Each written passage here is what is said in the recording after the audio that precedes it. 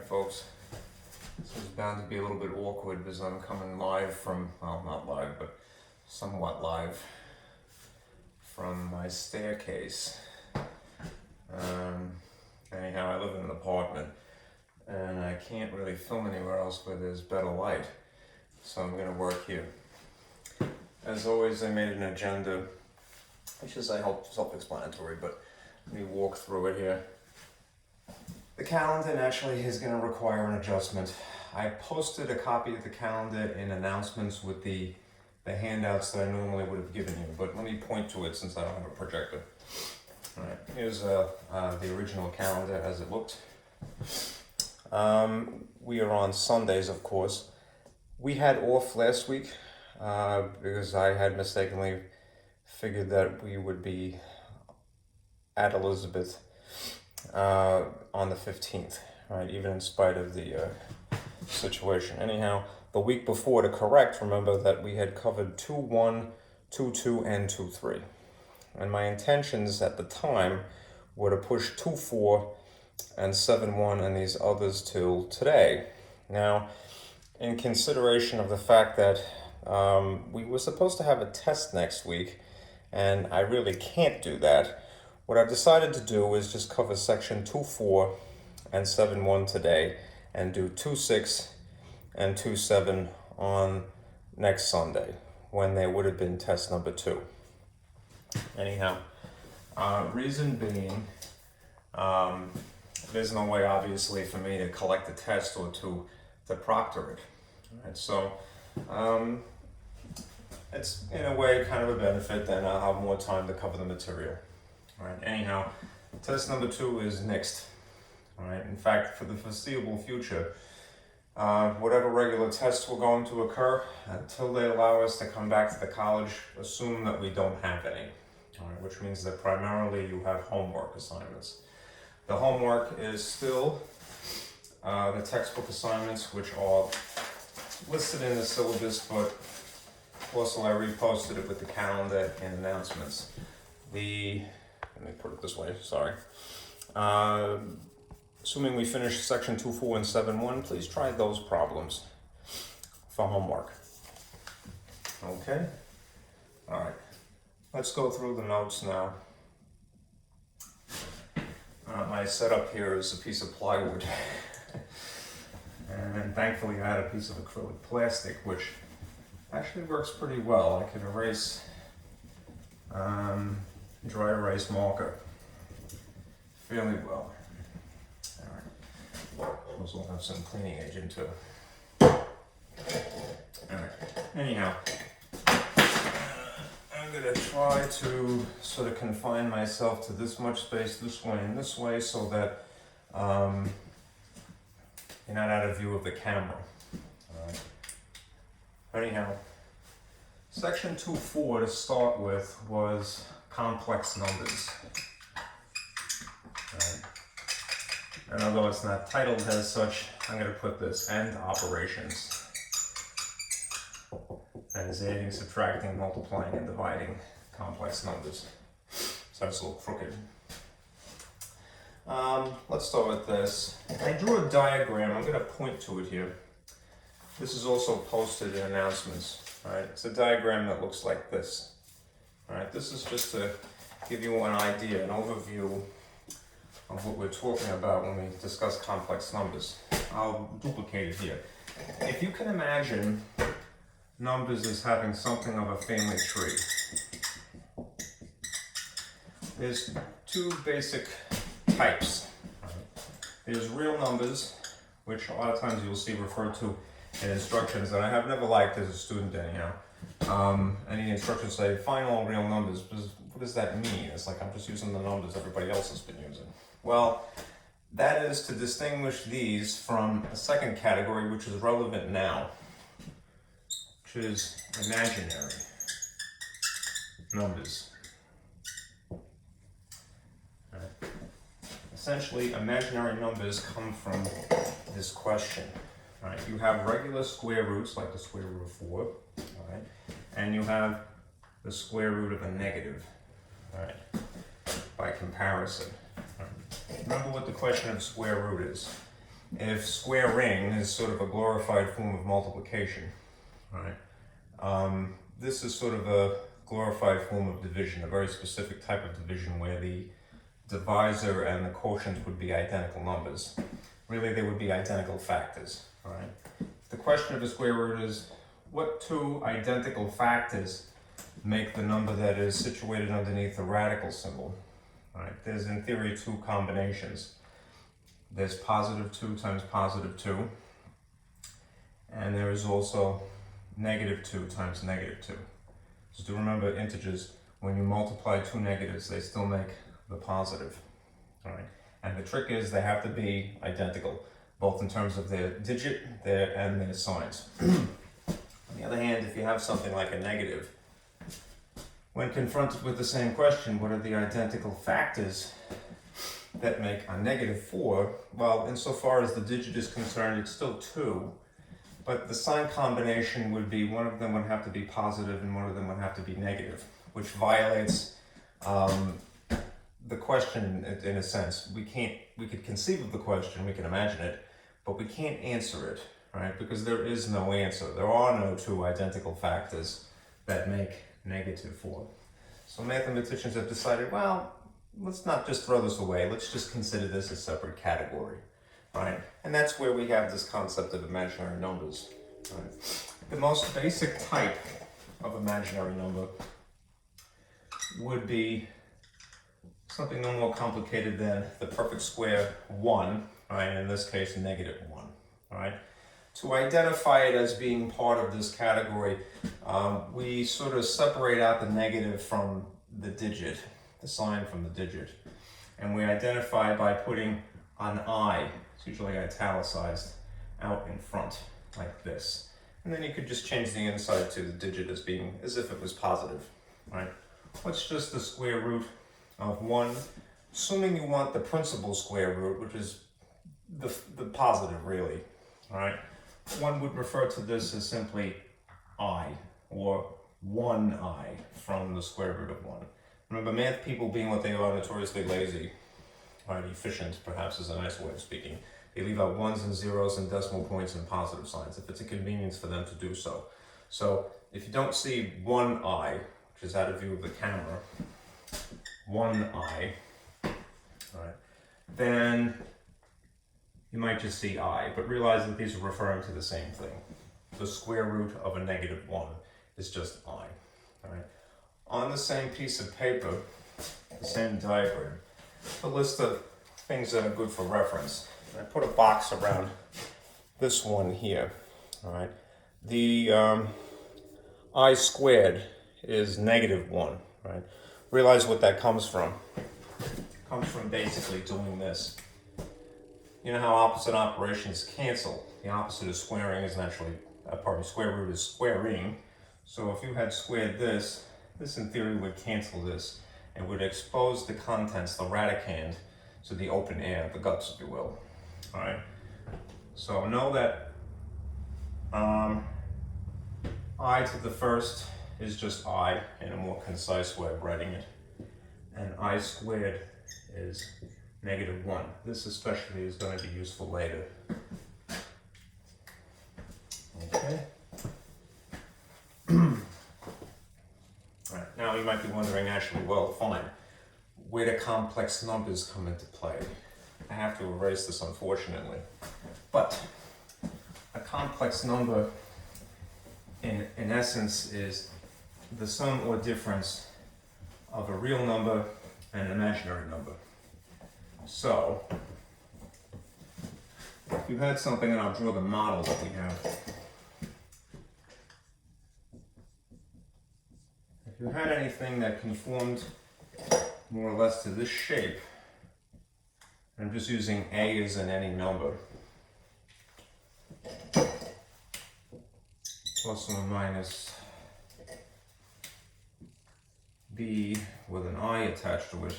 I should probably use a different color for that, but A, what the heck. My friends who are interested in educational psychology would remind me, don't put red near green, because if you're colorblind, Makes it hard to distinguish them. Anyhow, I hope you'll forgive me because I'm going to work with you. Excuses. All right.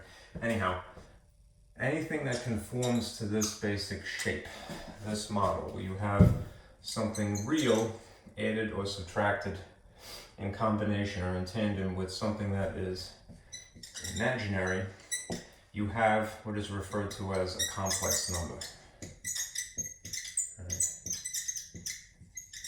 In theory, if the number up in front is 0, and that's a real number, this would reduce to just the imaginary portion, and it would still technically be referred to as a complex number, I would say. Right. But usually people just go, well, it's imaginary. Usually. Now, this is also, incidentally, the standard form. So when you're looking at your instructions, and they say, hey, put this in standard form, all right, just realize what they mean is you put the real part in the front, sort of the good etiquette of math, if you will, pinky in the air, sipping tea, plus or minus the imaginary part. Now, sometimes people ask, where is it appropriate to write the letter I, all right? Does it have to be in the back? It tends to be, but I wouldn't say that that is really imperative. If you wanted to put the I up in front instead, especially if you had a radical, like a square root of something that is part of it, I would sort of put the I in the front. You'll see in a couple minutes. We're going to add and subtract, multiply, and eventually divide these. Okay, so let's start with adding. I'm always short on board space here.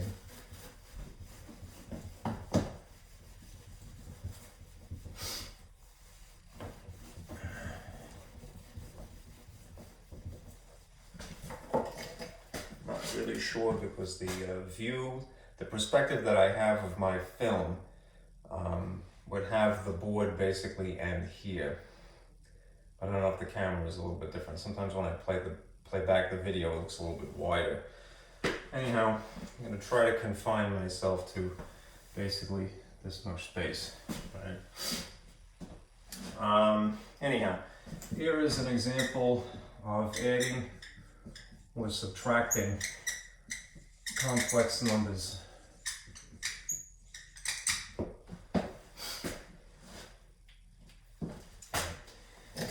More or less, you're going to treat them as if you were adding or subtracting like terms.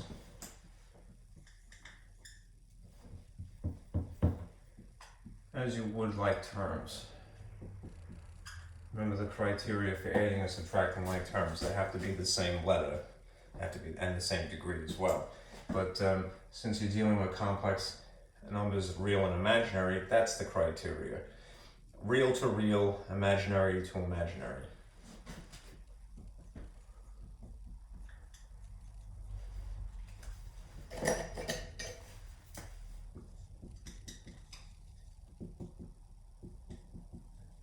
Okay. Both cases. So if you have this, a lot of times they'll group them. 4 plus 7i. Regular, ordinary number, they put the I. This is a stylized I. It's got a little flair. They'll put the I after the digit. Plus the complex number 1 minus 6i. Now they may start out that way, that you see them grouped as such, but it's just to start out to go. This is a complex number if you take it in consideration as two things in tandem. All right.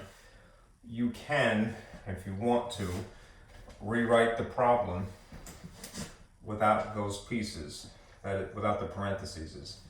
The only time that you have to be precautious is if you see a negative sign in between the parentheses. It would more or less be suggesting that you have to distribute. Now, since it's a positive, that's not going to cause any sign changes here. All right, and you'll just have exactly what you had started with. Positive 1 and a minus 6i. Right? Anyhow, if it makes it more obvious that this is one problem, not just two pieces, write it without the parentheses. I draw little cues for myself. So a lot of times if I know that I'm treating them like terms, that is real to real and imaginary, I'll circle things and sort of connect them. So if you know that you have to add 4 to 1, I would group them like this. And always the sign immediately adjacent on the left side. So if it's minus, then it's minus 1. If it's, in this case, it's a positive, it's positive 4 and positive 1 that are being combined, right? These together are 5, of course. Right? And then similarly, group the imaginary numbers like you see here and here. Pardon me. 7 minus 6 is just 1 for the digit, and it's a positive 1 because of the larger magnitude number being positive, and it has an I attached to it. So you would see that this is what your answer would reduce to.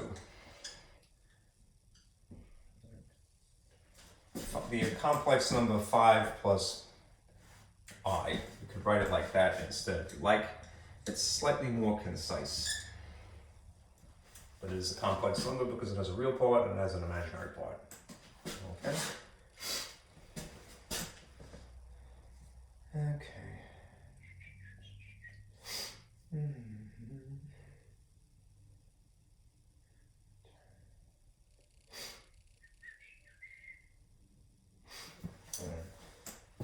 I fixed something in my notes here because I should have anyway. Pardon me, I'm gonna add my notebook down below.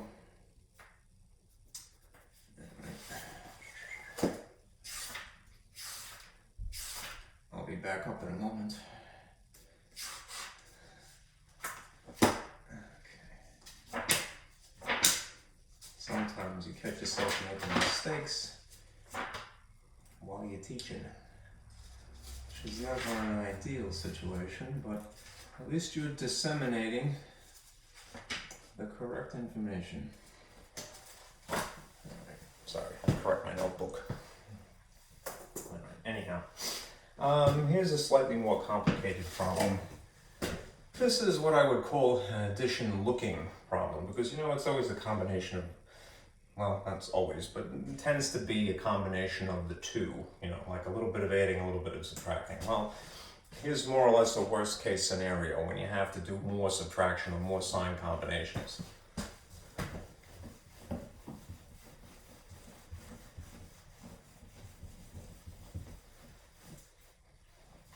Okay. Let's say that you started out with this, extra parts. 3i minus the complex number -2 plus 3i minus 2, that's a complex number, plus 5i. Okay, now technically you have 3 complex numbers, the ones that are grouped as such here, and this exclusively imaginary example. What I would do, as I would even in an ordinary problem of like terms, right?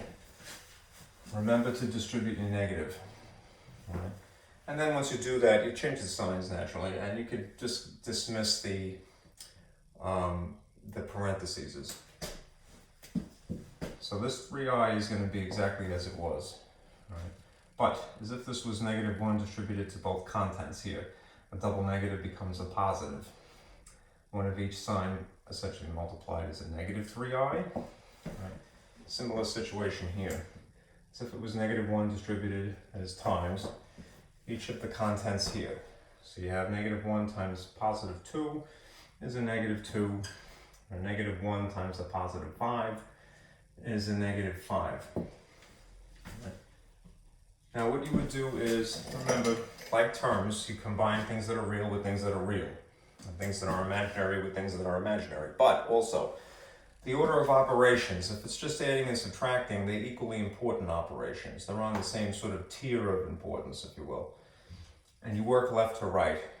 So you can do the leftmost imaginary number combined with the next leftmost imaginary number.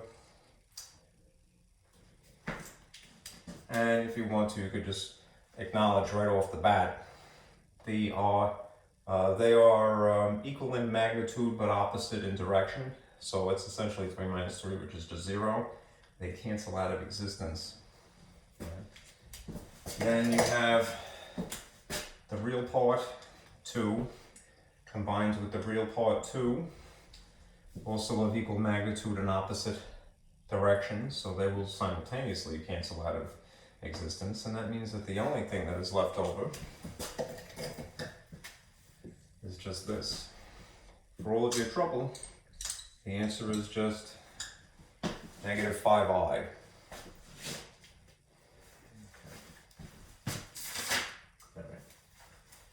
In general, well, I should say in summary, the properties of real numbers translate to complex numbers. So you're familiar with this associative property, commutative property, and distributive property was used here. They apply also to complex numbers. Realistically, it's distributive that is good to know. All right, now let's do multiplying. I feel like I'm speaking a little too softly, but it kind of echoes in here too, because I have nothing but hard surfaces. And I had this thought that, well, you know, I could get carpet, you know, and kind of like make a sound stage, but that'll come later. I hope it never comes to that, but my landlord would not be happy with me if I was tacking up carpet. But yeah, whatever will be, will be.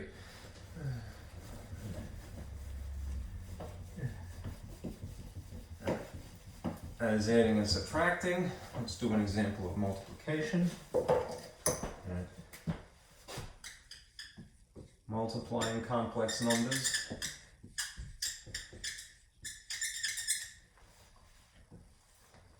Okay. Is it legible? If it's not, scream. Read me loudly because I can't hear you. This is the past. Sorry, I got a bad sense of humor. Alright.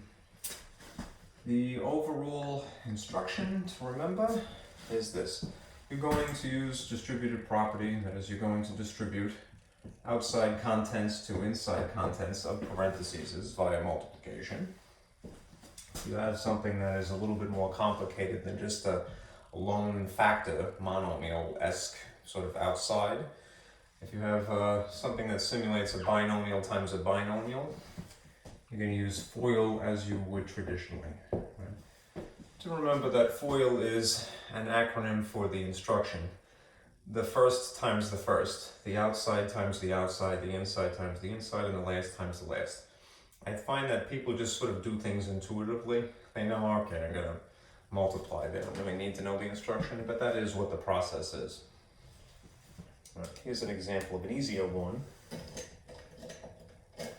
If you had, I'll put this in different colors, 4 times the complex number negative 2 plus 3i. And again, it's really just an example of distributing. I, again, for my own sake, will draw little cues. You know? So I tend to draw little arcs that go, okay, these things are connected, they have to be multiplied. And distribute it to both contents. 4 times negative 2 is negative 8, and 4 times positive 3 is positive 12 with an I attached to it. And that would be your outcome. Let's see. If you had a slightly uglier problem, I hate again to use green in proximity to red, but forgive me. If you had something like this, 3 plus 2i times the quantity 3 minus 2i, and I'll have something to say about the similarity between these two factors later. This is something that you would apply the FOIL rule to. First times first, outside times outside, inside times inside, last times last. Or draw little arcs like I do. These two things are going to be multiplied together. Sort of a range war, if you will. 3 times 3 is 9. 3 times negative 2 is negative 6 with an I attached to it. And then you must distribute the second content to each of the contents here. 3 times positive 2 is positive 6 with an I attached to it. And 2 times 2 is 4, but it's going to be a negative 4 because of the sign combinations. All right. Now, simultaneously, that's the digit. 2 times 2 is 4. A positive times a negative is a negative. But there is also I times I, which remember that you could abbreviate with an exponent. So I times I would be I squared. Right. Remember from before, I'm going to sort of just turn this back for a moment to flash it. When I had said I squared can be translated, right, negative 1. I'm going to do that now.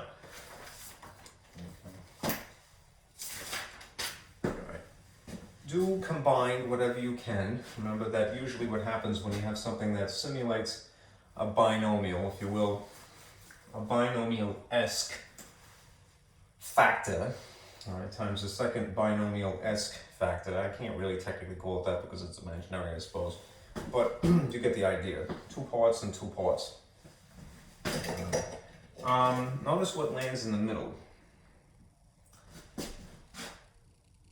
Equal magnitude but opposite sign terms, which means that if you were to combine them, they would cancel out of existence, which means that you would be left with, and I'm kind of squeaking it in here, 9 would be here, and minus 4, and then also I squared. But remember, what is I squared equal to? Negative 1, which means as an afterthought, we have to convert that, combine the signs correctly, and then add or subtract, depending upon the leftovers. So just for the sake of space, I'm going to erase this and write the outcome up here. 9 is 9, but a negative 4 times a negative 1 is a positive 4, which means that you're left with 13. A real number. Okay.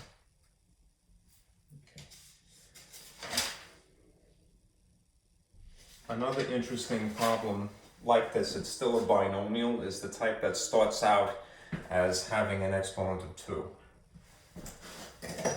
So very similar. Suppose you had this.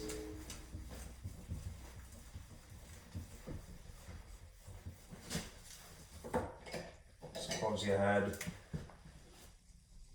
separate that, 3 plus 2i squared. Remember that when you have an exponent written outside what would normally be a binomial, it's an instruction to clone this, essentially. You know, they would say iterations is the correct phrase, but I like to say clones. 2 clones. You would have this, 3 plus 2i times the quantity 3 plus 2i.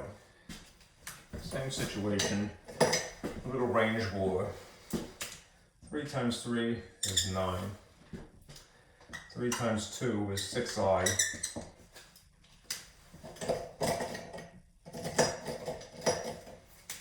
2 times 3 is 6i. Remember last time it was minus. And then you have this again. 2 times 2 is 4, it happens to be positive in this case. And then you have I times I, which is still I squared. Right. Again, combine whatever you can. The stuff in the middle are like terms technically. So you would have 9 plus 12i in this case. This is still positive 4. But remember what I squared translates to. Negative 1. So that means that you're left with this. 9 plus 12i minus 4.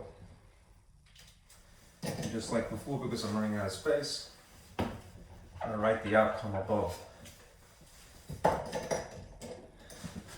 Little Q's here to connect what is related. 9 combines with the other real number, negative 4, which means your outcome is 5. 5 plus 12i is your answer. It's a very sharp looking 5 there. Okay. Okay. All right. Now, interestingly, these two examples, the one that we just did, this one's still on the board here, and the one that I just erased, they kind of behave like things that you've seen already. I'm going to erase this real quick, just to remind you. In your handouts that I have given you, and I have to kind of dig it up from my binder here. There is a handout that is something that looks like this, I believe. No, it's not that one. Bear with me.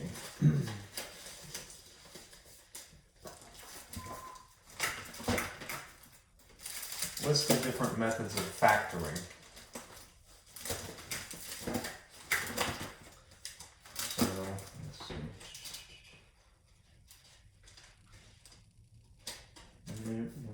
I'm sorry, I really should pull this out before.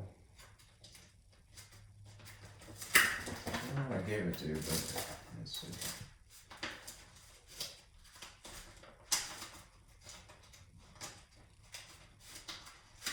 The meat is running. Yeah, I believe this is it.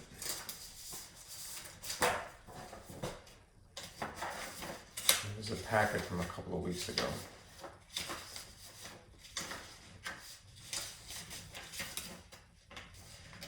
It's not, oh, here it is. It's not in color. I'm sorry. This is another one of those handouts that I posted in announcements. I would have made a color copy of this today to give you, but you actually have this from a while ago. The two problems that we just were talking about kind of simulate these two, right, in their behavior. The perfect squared trinomials when you have identical binomials, and the difference of two squares is the situation where you have something called conjugates.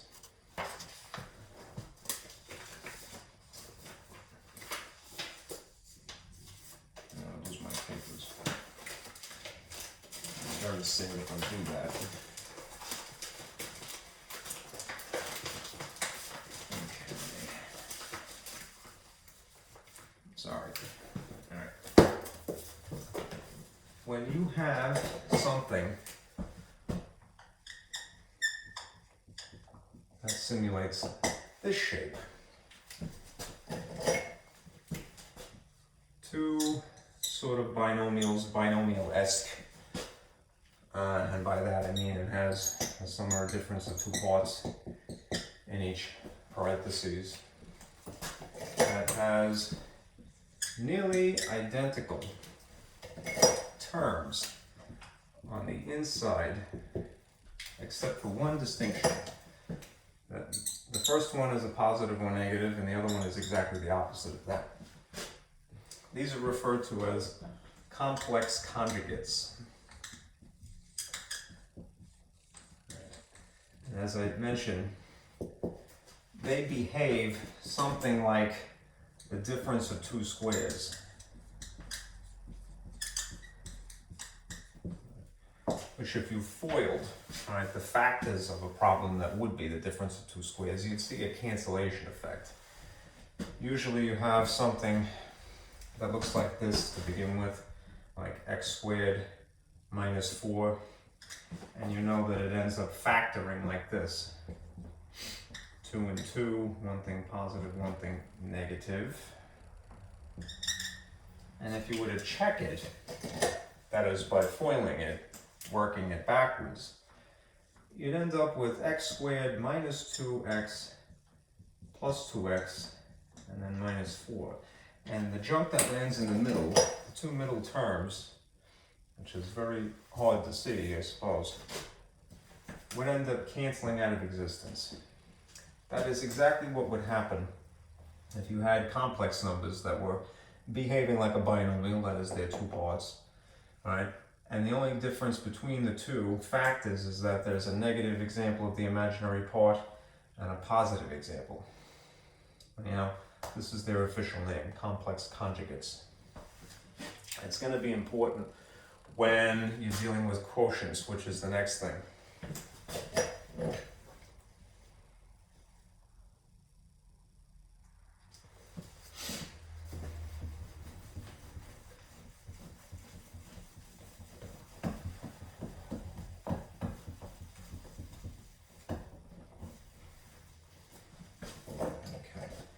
We did addition, subtraction, multiplication. Naturally, the next thing would be division, which they just call quotients. So you have an example of quotients of complex numbers.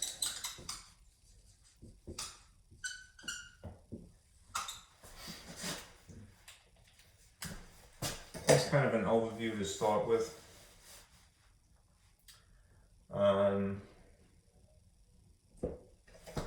Now, let me give you, this is not really a gag, but it's kind of my spin on something.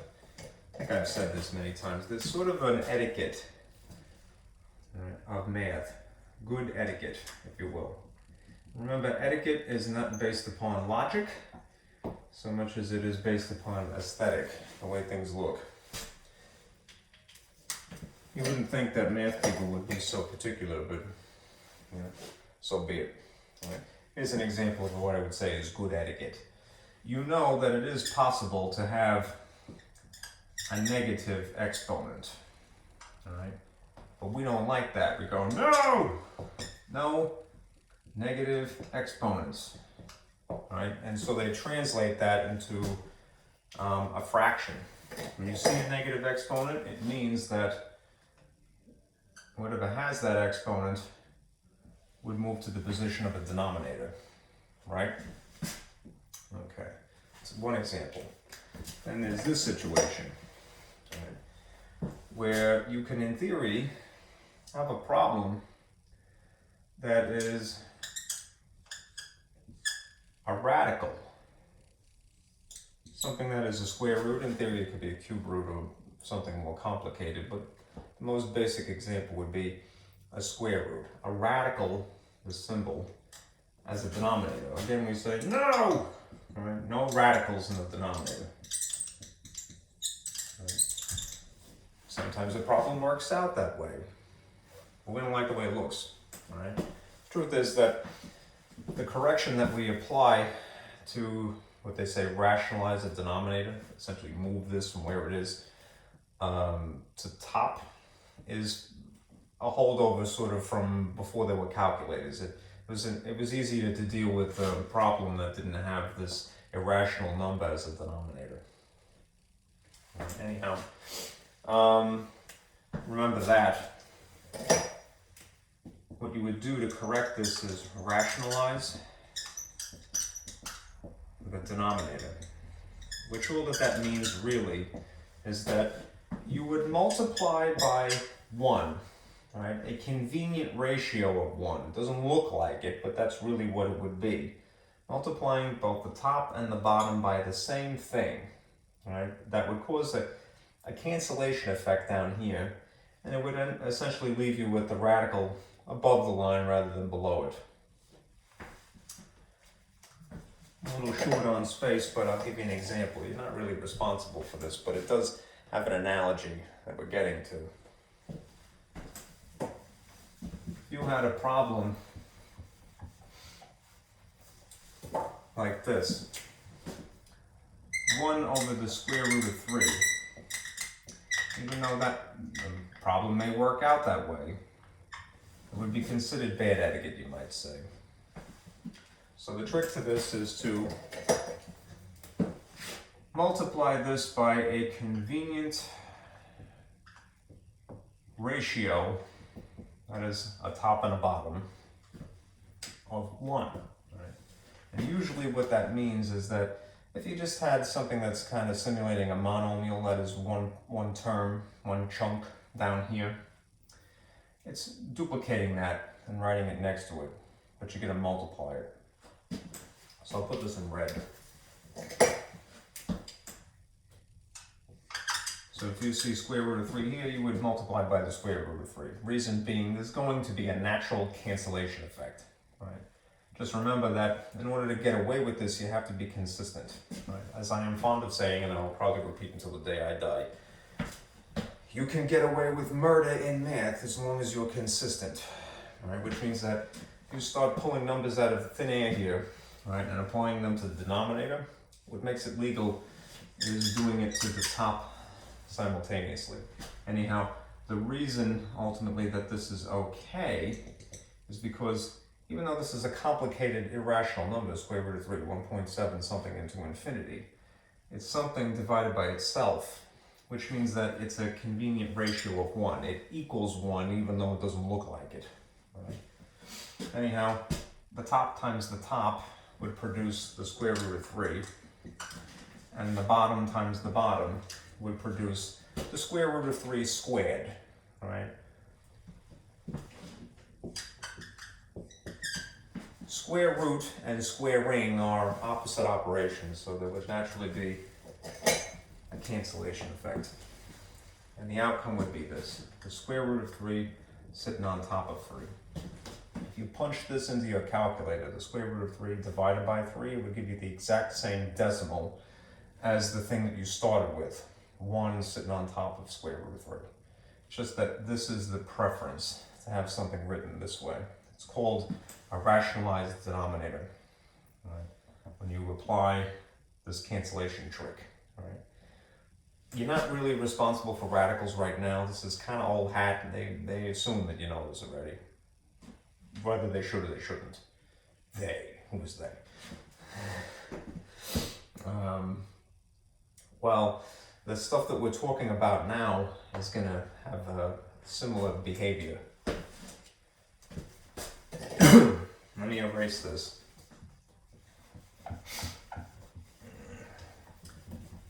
We're going to be confronted with another situation of good etiquette.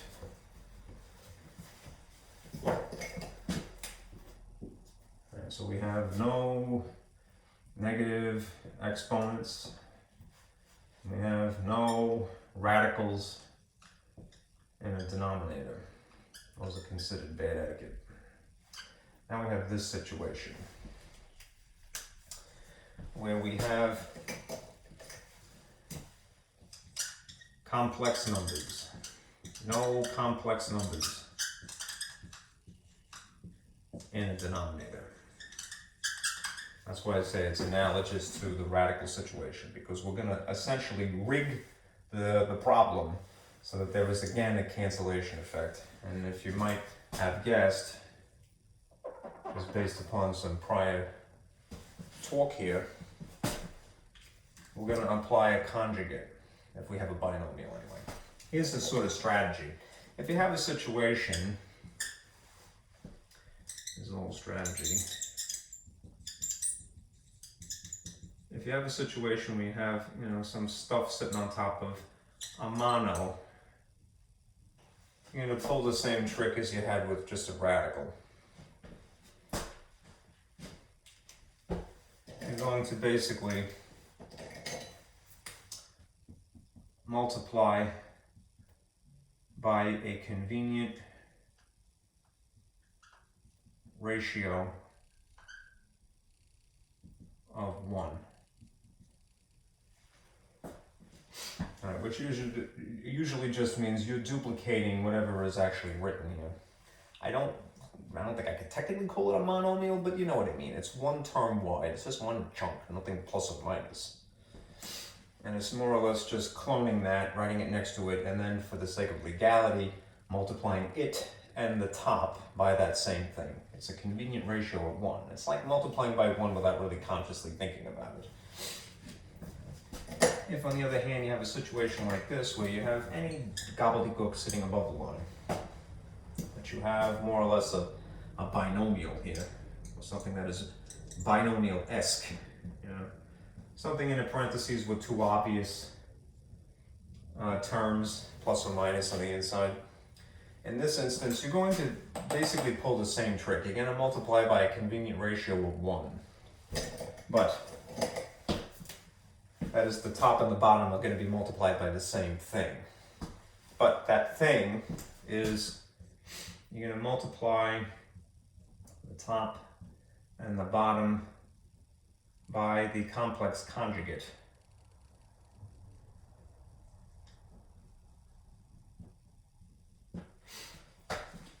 That is nearly identical to whatever sort of binomial-esque looking thing is down here, but just change the sign. Because what will happen when you FOIL it is that, again, there'll be a natural cancellation effect.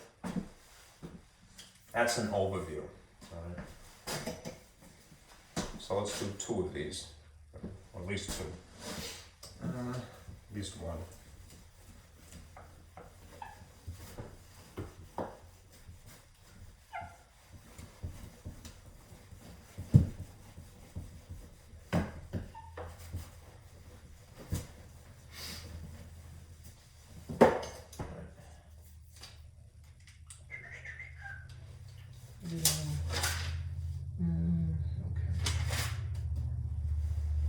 We'll do the harder one. It's technically a quotient because you see this line. It's a division problem. 4 minus 2i. Okay.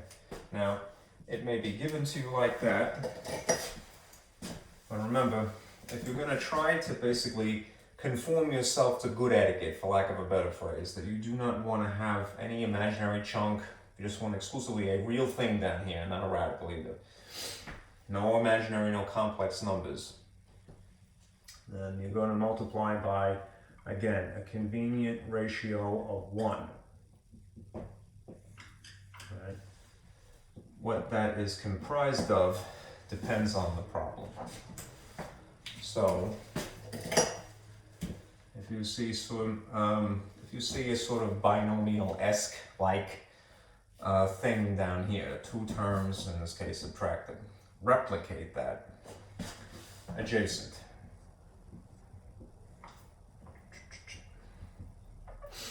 So it'll be 4 and 2i, but change the sign. Instead of it being negative, make it positive.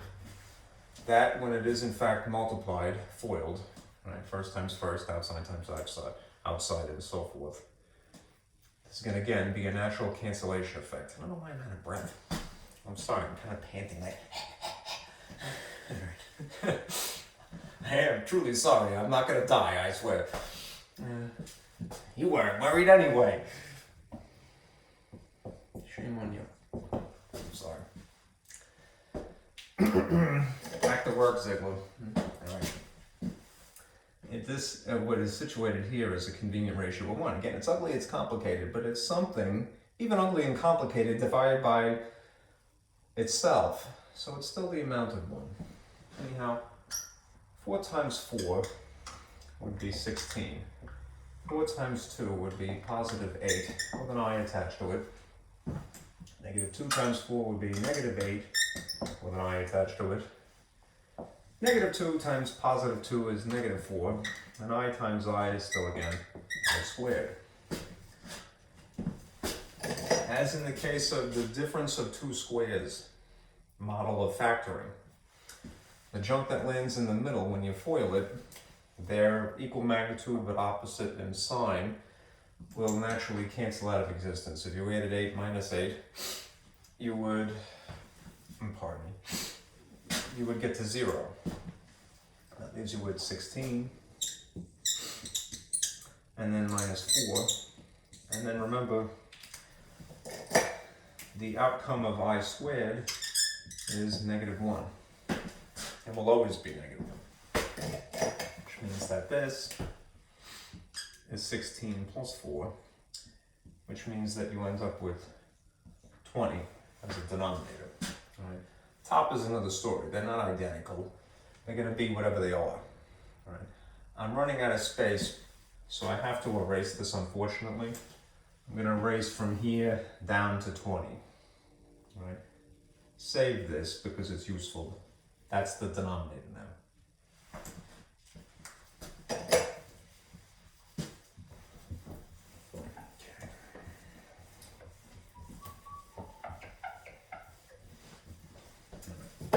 if you distributed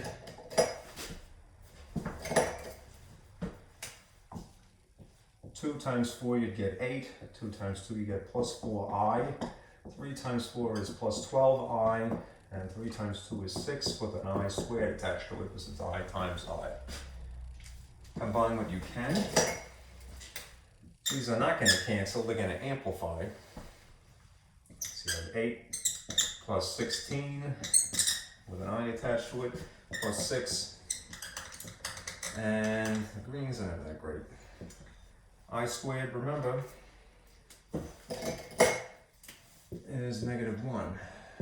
Okay. So you have above 20, you have 8 plus 16 with an I attached to it, minus 6. Combine what you can. 8 and the outcome of -6 becomes 2. Standard form would have the real numbers in front, the imaginary numbers in the back, plus 16i. Okay. Now, this is correct, but you can simplify it. And if it is possible to simplify a problem, do so. I mean, I know sometimes it's kind of hard to tell, but you only know by trying. Right? If you notice that these are all evens, right, that means that they could be factored slightly. You could factor out the common factor would be 2. Right? I'll write it next to it. This in factored form would be the thing that they have in common written on the outside, and then some reduced guts on the inside, and there's still a 20 here. They're both even, so they're definitely made of 2. And that would be the greatest common factor, ideally. 2 times 1 would be itself 2, what was there. 2 times 8 with an I attached to it would be the leftovers here. Okay. The benefit of doing that is that you can reduce in factored form only this 2 and this 20. It's as if you had this really, the fraction of 2 over 20, which is really just 1/10, right? In this context, it would be 2 divided by itself would be 1, and 20 divided by 2 would be 10. Which means now, again, I have to erase for the sake of space, you would have this.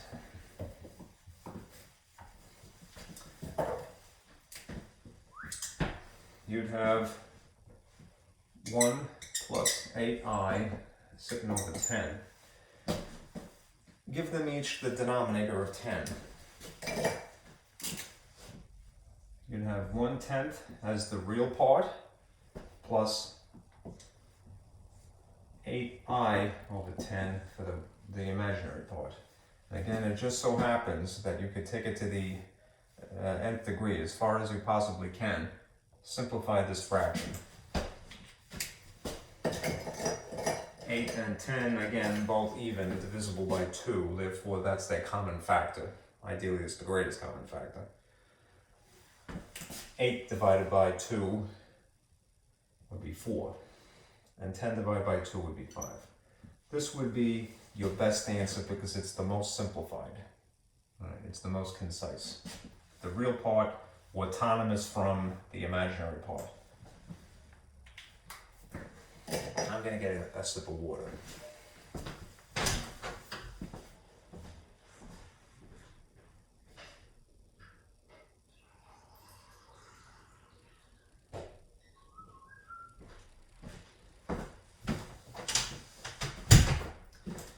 I realize why I'm panting. It's cold in the hallway.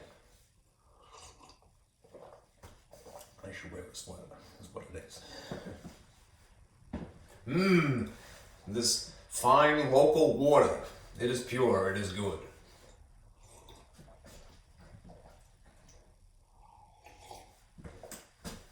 Not enough of that. I hope I don't get any debris in my water. That would be terrible. Finish it.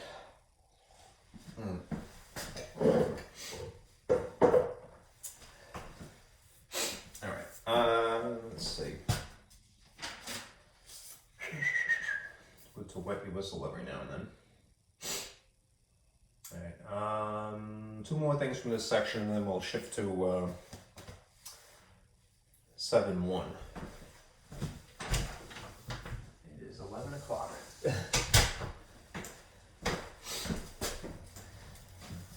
My sister is looking at me like I'm nuts. Teachers in the hallway. That is what we must do. Yada yada yada yada.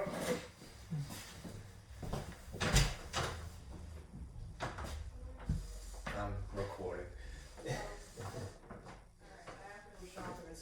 Alright, do it. That's no problem. I'm teasing you.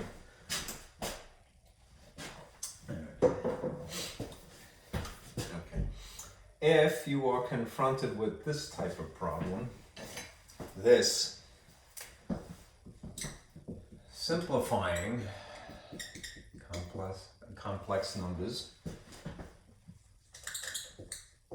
is what to do. Suppose you have this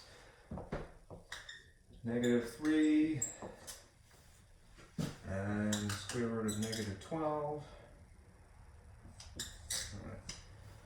These, as given to you, are not really dressed up to the good etiquette that they should. Notice that there's still a negative underneath the radical, which is usually a no-no, right? Let's translate it slowly. First of all, if you have a negative, right, you could, if you want to, think about it as though it were factored. This is probably over-explaining something, but it would be -1. And the square root of 3 sort of separated. I'm going to again refer to something I had given you a while back, and it is again posted in announcements. There is famously the product rule for radicals. It looks something like this. There's a copy of this, again in announcements. All right, and it's the details of normally when you're trying to factor something that's a radical, the ideal situation is that you want the highest perfect square or cube that is possible as one factor, and then hopefully a prime number or a very small composite number in the second factor. Okay. In this case, we haven't really factored anything so much as we've rewritten them with the imaginary chunk separated. That is to say, the 12 hasn't been factored, into 3 and 4. But if you look at this 3, I'm separating out the imaginary chunk of it, if you will. What is this is the unit, basically, the most basic unit of an imaginary number, the square root of -1, right, which is really just I. Right? If you write this simply as I, it is understood that it comes from this. Right? 3 cannot be reduced any further. Okay, so now you have square root of 3, and there'll be a similar situation here with this. You separate out square root of -1 and 12, and acknowledge that this is the most basic unit of an imaginary number. The square root of -1 is just another I. You could combine the i's and say that this is I squared. And then, according to the product rule, more or less in reverse, product rule is usually taking some number and splitting it rather than recombining it, but if you multiplied these, they'd be joined together under the same radical. In this case, it would be convenient. 3 times 12 is 36, which is great because it just so happens that 36 is a perfect square, which means that the outcome of this will escape the radical entirely, no leftovers, which is great. Okay. It's great! Anyhow, let's deal with this. Square root of 36 is indeed 6, great. All right. I squared is -1. It is understood that two things that are pressed together as they are being multiplied. So what is really just 6 times -1? -6 is your answer.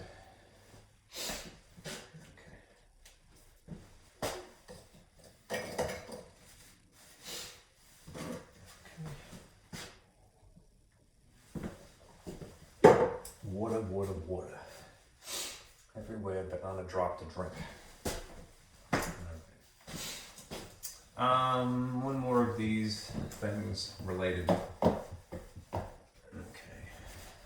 I'm marking up the wall here. That will not make my landlord happy.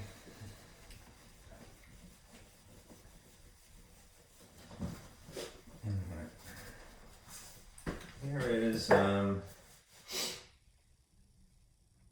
quadratic equation that you have experience with, but it ends up producing a complex solution. So, just for the sake of reference,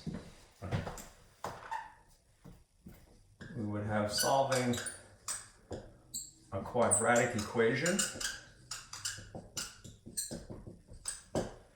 with a complex solution. A couple of things. Remember that a quadratic equation, the telltale sign that you have one is that you see degree 2. So you'll see no exponent larger than 2. It should be a 2. And normally what that means is that you get two answers, two solutions. Now one of them could be a dud. We would call that extraneous, right? Or not real in this case.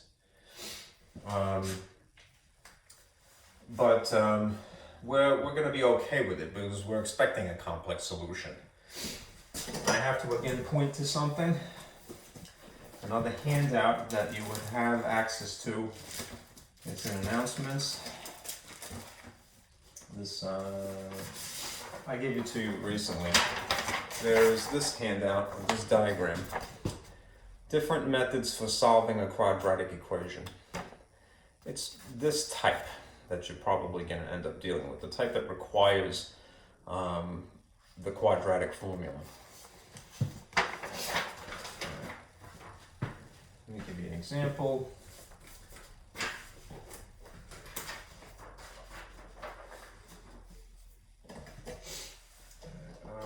Let's see. I'm going to put this in blue. Here's the actual problem. 3x squared minus 2x plus 5 equals 0. Bear in mind, it's an equation because there is an obvious equal sign. It's quadratic because it is degree 2. That is the highest exponent, and it should be a 2. And this is nicely already arranged so that it's set equal to 0.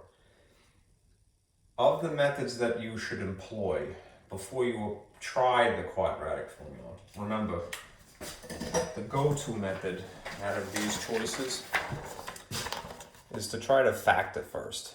Right? Always do this first. If it fails, then you pull out the bazooka. Right? This is, I like to say that, it's swatting a fly with a bazooka. Sometimes it's definitely more trouble than it's worth. In this case, we're going to have no choice, you'll see. But if you have something that doesn't factor, right, you only know as a result of trying. Right? It's usually factoring and then the zero product rule. Okay.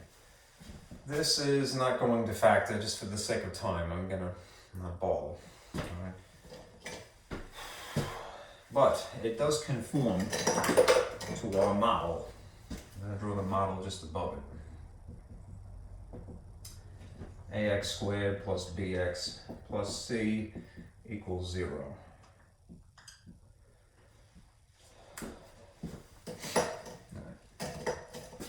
And down here I'll put the quadratic formula. X is equal to negative b plus or minus the square root of b squared minus 4ac over 2a. This is on that sheet. Right? It is the formula that you would use if you can't factor this. And in theory, it would work for every problem, but again, it's smart enough to fly with the bazooka. Sometimes you don't want to do this. Anyhow, we're going to borrow 3, because that's sitting in the A position, -2, and 5. Right? And systematically insert them in here, follow the order of operations, and crunch numbers until you get it down to something satisfying. So I like to draw little parentheses as though they're a little pocket that you're going to insert these numbers, and especially when you have a negative, and there happens to be a negative in the formula in tandem, it's helpful. So for B, -2 goes in here. -2 goes in here. In A, it's just 3, thankfully. And in C, it's just 5, and A again is 3. I'm going to run out of space naturally, but that's what you would start with, right? And you would work on what this part is referred to as the discriminant, right? It discriminates between what is real and what is imaginary, and you'll see right off the bat when you work on this, as you should, automatically, right? You'll see that you'll end up with a negative underneath the radical, which produces an imaginary number. Notice that is plus or minus here. So the whole thing will be complex if you get an imaginary number here. 2 squared, I'm going to work, just for the sake of space, I'm going to kind of put this here. X is equal to a double negative is just 2, plus or minus 2 squared is 4, -4 times 3 is -12, -12 times 5 is -60, and the outcome of this is all sitting on top of 6. Right. Next to it, I'll put it in red. You still have 2 plus or minus 4 minus 60 is -56, sitting on top of 6. It's a sloppy looking 56, but you get the point. Okay, I'm going to erase this again just for space. And do some more work above.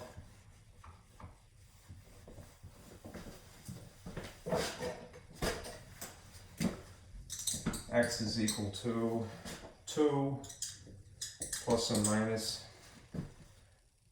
If you want to break this up into 2 pieces, it's imaginary chunk, square root of -1, and whatever number is here, that's fine. This is sitting on top of 6. And don't ever feel bad also about writing the same thing over and over again with that one little alteration. Personally, that is what I do because it helps you catch a mistake, right? And if not you, then whoever is reading your stuff, reading your work.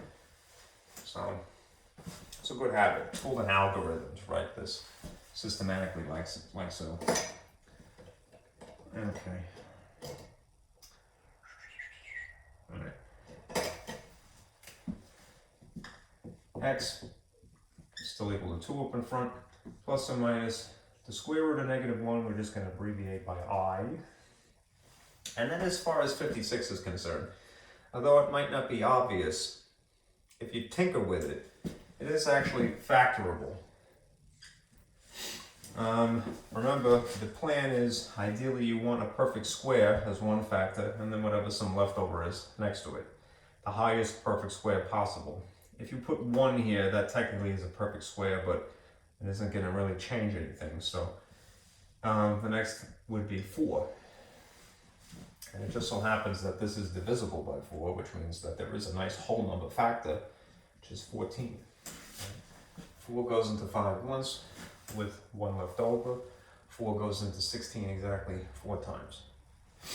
Anyhow, one of these, strategically, the perfect square will escape the radical, which means that this will be a 2 up in front, and then a square root of 14 adjacent to it, all sitting on top of 6.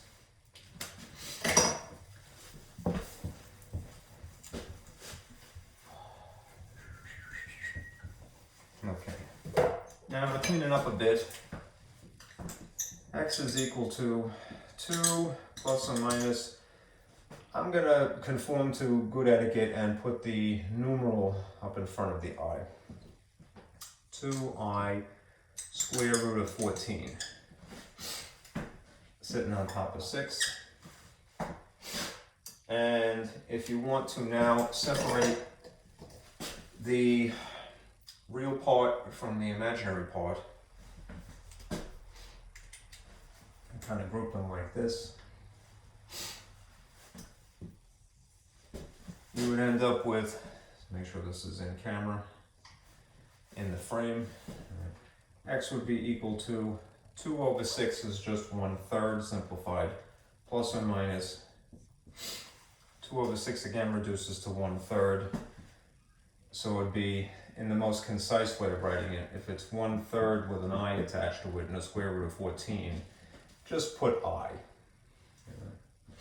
I square root of 14 over 3. If you see in a textbook, like if you're looking at the solutions in the back, but they put the square root of 14 up in front, it's not wrong. Just make sure that the I is on the outside of the square root, because it's out of it now. Okay. You're out of it. I'm out of it. Okay. Try not to be. Okay. So that would be your most concise answer. The real part separate from the imaginary part. All right.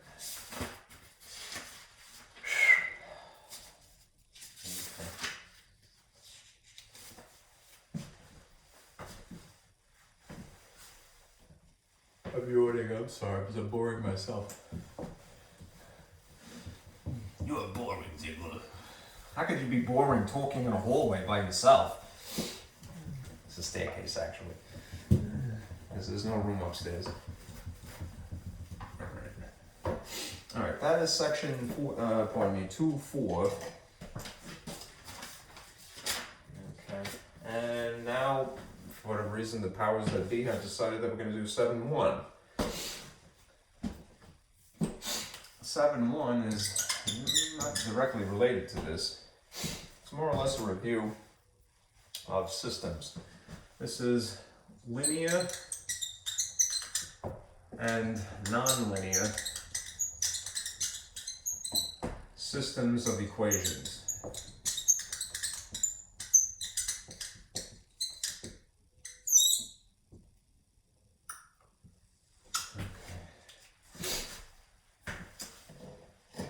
Essentially, a system of equations is two equations grouped. Right? And they're usually tied together by fancy braces, at least one. Here again is a model for reference.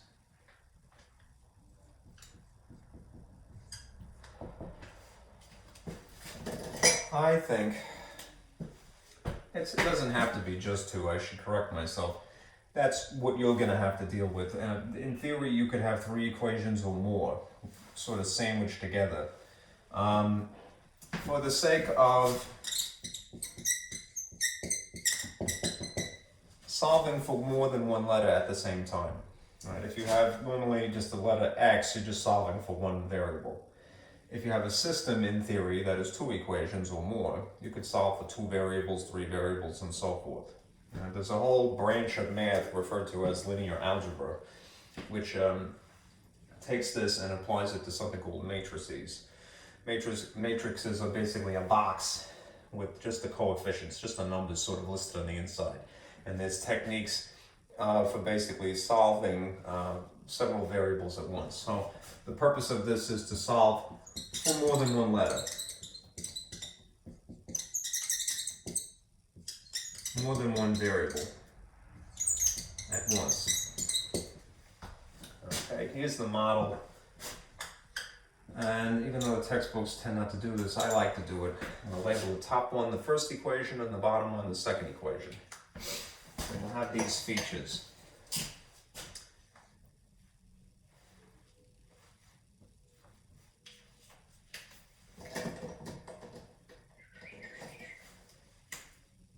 Variable x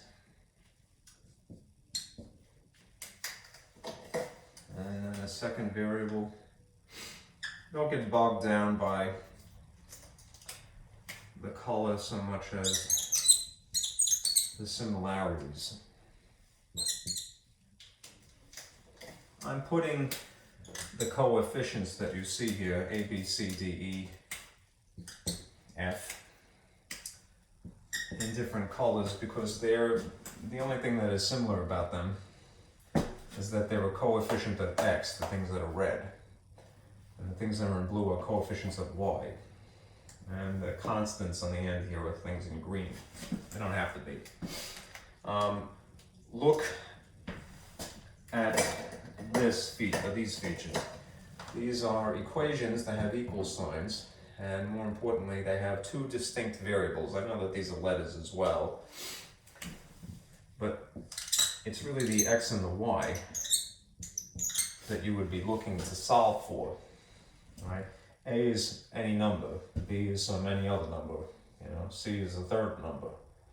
So there'd be a number sitting up in front of an X. And you're still looking to solve for X, and solve for Y.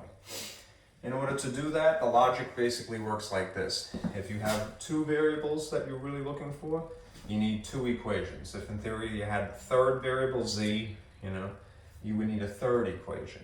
And if you had four variables to solve for at the same time, you would have four equations. The kind of problems that you're going to see are no worse than just two at the same time. And they'll be sandwiched again by this little caliper, fancy braces. Textbooks tend not to label them the first and the second, but I think that helps. So I'm going to put it like that. The most important thing, and it'll be more important when you're graphing, the solution, I'm going to abbreviate solution,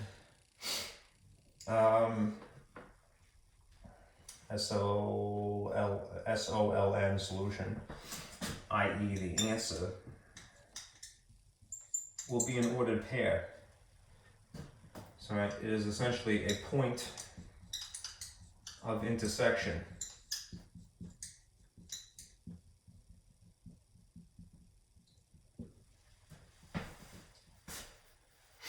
Alright.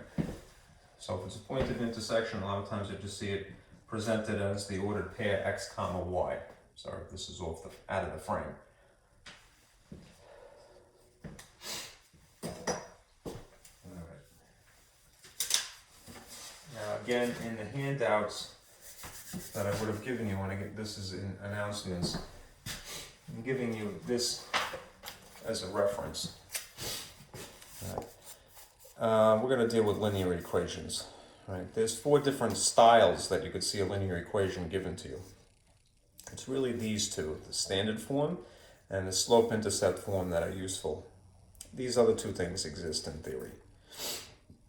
Depending upon what method you choose to solve the system, right, you may prefer to have something written this way or this way. Right? If you're graphing, you would like the slope-intercept form, where you see a very obvious sad, lonely Y sitting by itself on one side of equals. If you are trying to solve something by this elimination method, you would want something in standard form. Don't get worried about seeing capital letters versus lowercase letters. Right? That's just a job, basically, of the number that's sitting in front of X and in front of Y. They would have to be, in the case of the standard form officially, the lead coefficient would have to be a positive, and it would have to be whole numbers here, here, and here. Right? If you see a lowercase letter, what that usually is implying is that it could be any style of number. So in theory, like a decimal 0.5 or a fraction 1/2 or what have you.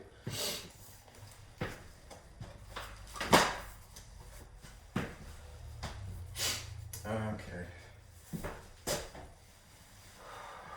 All right, I'm going to erase this.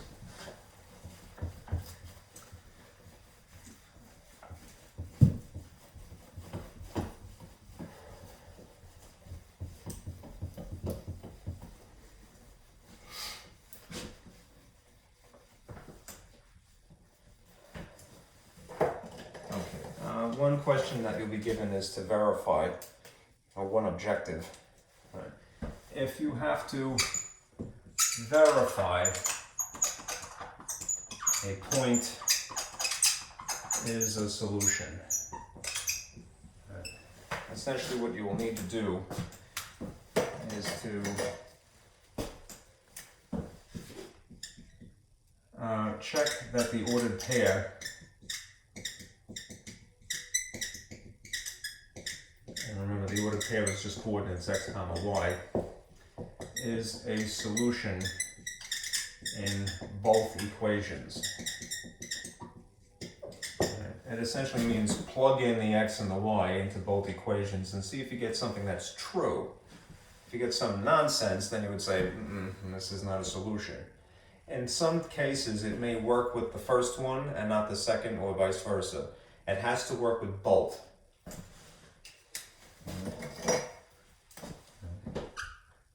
Has to work with both equations.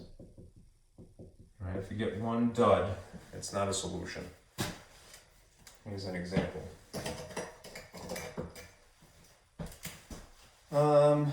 Suppose you had a test, section 2 comma, ordered pair 2 comma 1. How should I phrase this? I'm sorry. The instruction will probably be something like this. Is 2 comma 1 a solution of, and then you'll see adjacent to it these equations. See if this is in frame. Good.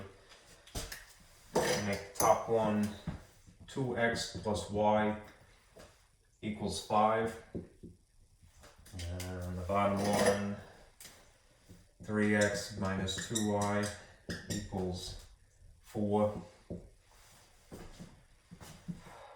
Okay. And now all you're going to do is basically insert 2 and 1 in x and y and in x and y respectively. Alright, remember 2 is an x, y is a 1 because of the arrangement. The x is always first. So you're going to see a 2 swept in here and in here. And a 1 in here and a 1 in here. As long as you get matching numbers on opposite sides of equals, it checks. Right? But do has to be both equations again. So you'll see in the top one, 2 times 2 is 4, plus 1 is equal to 5. Which means that it's 5 equals 5. Works in the first one perfectly well.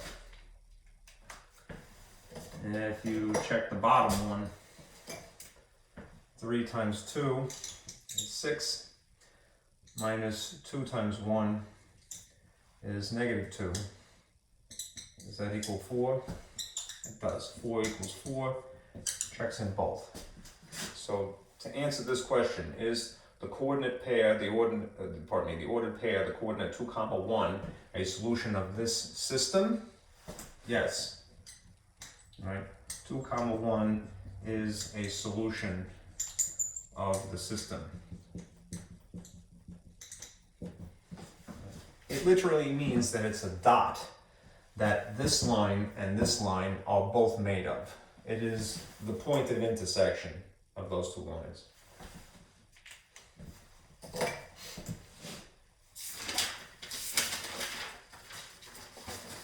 Let me check the time. Okay. I know I promised you guys that I would try to post this by 12. It's 11:20 right now. We'll see how fast it uploads. I have to do a couple of problems first. All right, let me give you an overview of methods for actually solving the system. This is just verifying a solution.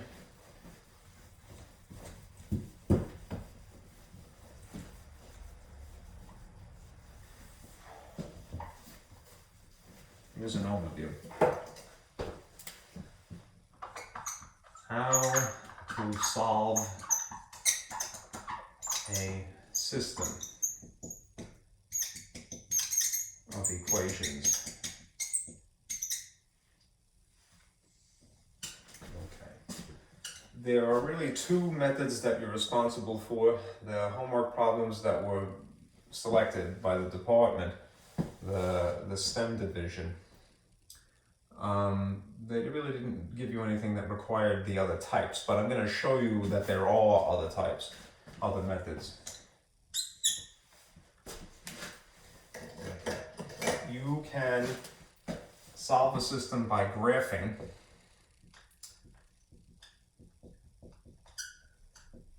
which means you would need graph paper or at least a graphing calculator. Alright. Or you can solve by substitution.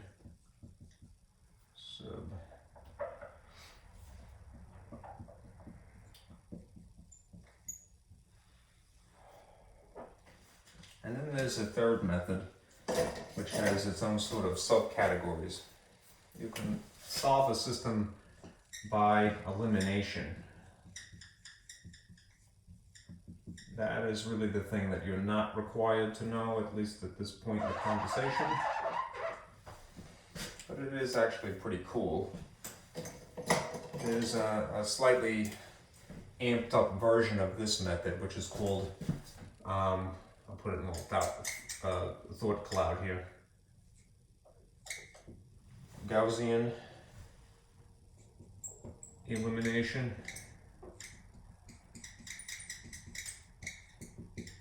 But this is for much worse problems than just two variables. It's like for 3 or more variables.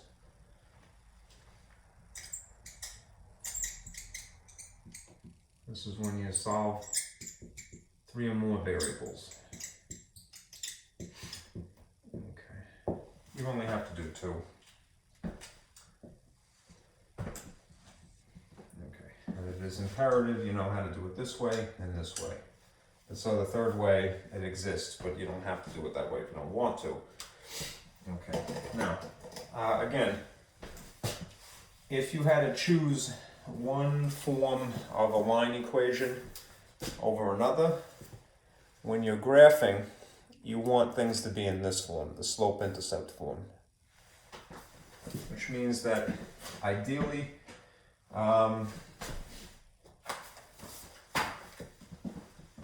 this is the form that you will force the situation to be in. Slope-intercept, which is y equals mx plus b. Again, you can distinguish it from any other form simply by saying, well, the y is sitting by its lonesome on one side of equals. If it's not given to you that way, arrange the parts, the terms, such that they are. It's easy to graph that way.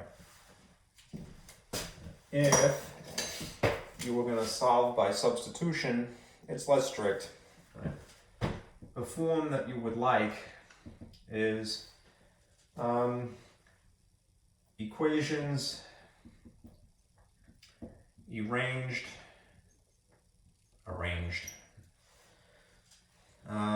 x equals something and y equals something. That is to say that you want the letter x solved for, so it'll be x sitting by itself on one side, or y sitting by itself on one side. Okay. As for what you're actually looking for, when you're graphing, you look for the point of intersection. Basically where they cross.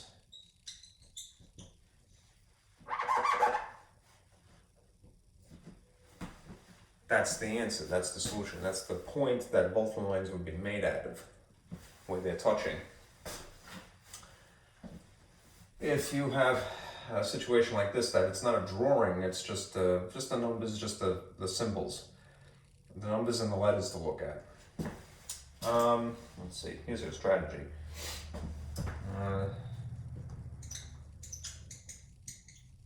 Make sure this is in a frame.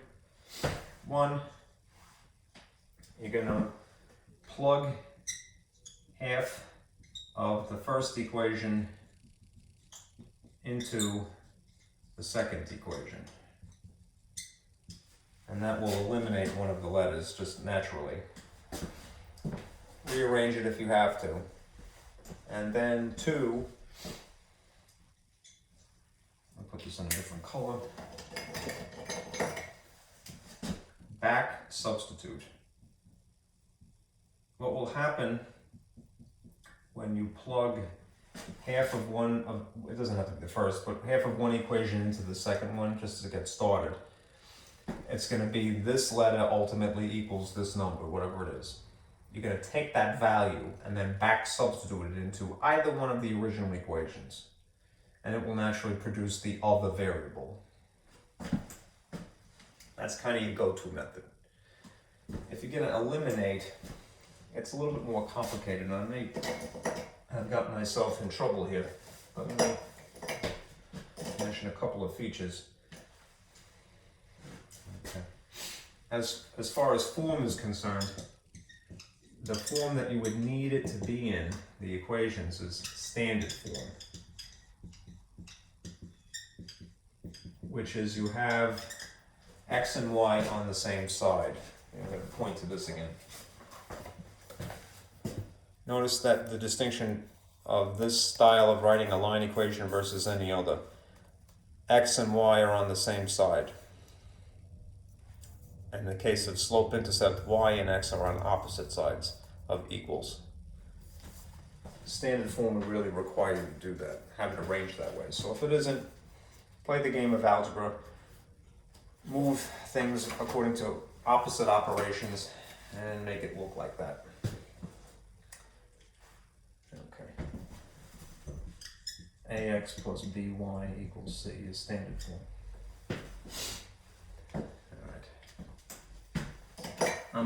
I'm kind of running out of space here, so I'll come back and I'll explain this in detail, just in case you want to explore that option.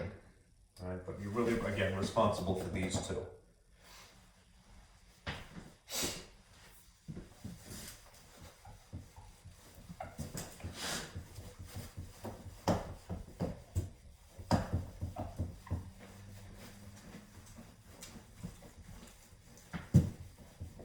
Let me get a sip of water too.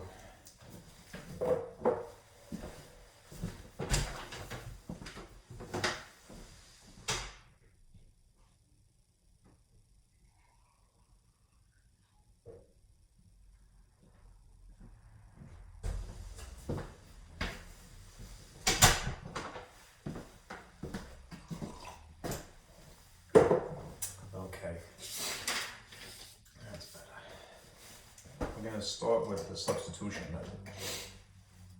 And then once we have done the substitution method, I will do the same problem with the elimination technique if you want to try it. All right. Suppose that you had this. You were obligated to solve the system by substitution.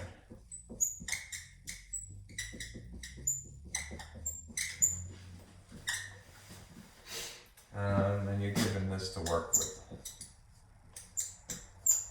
System sandwiching two equations, x minus y equals 0, and 5x minus 3y equals 6.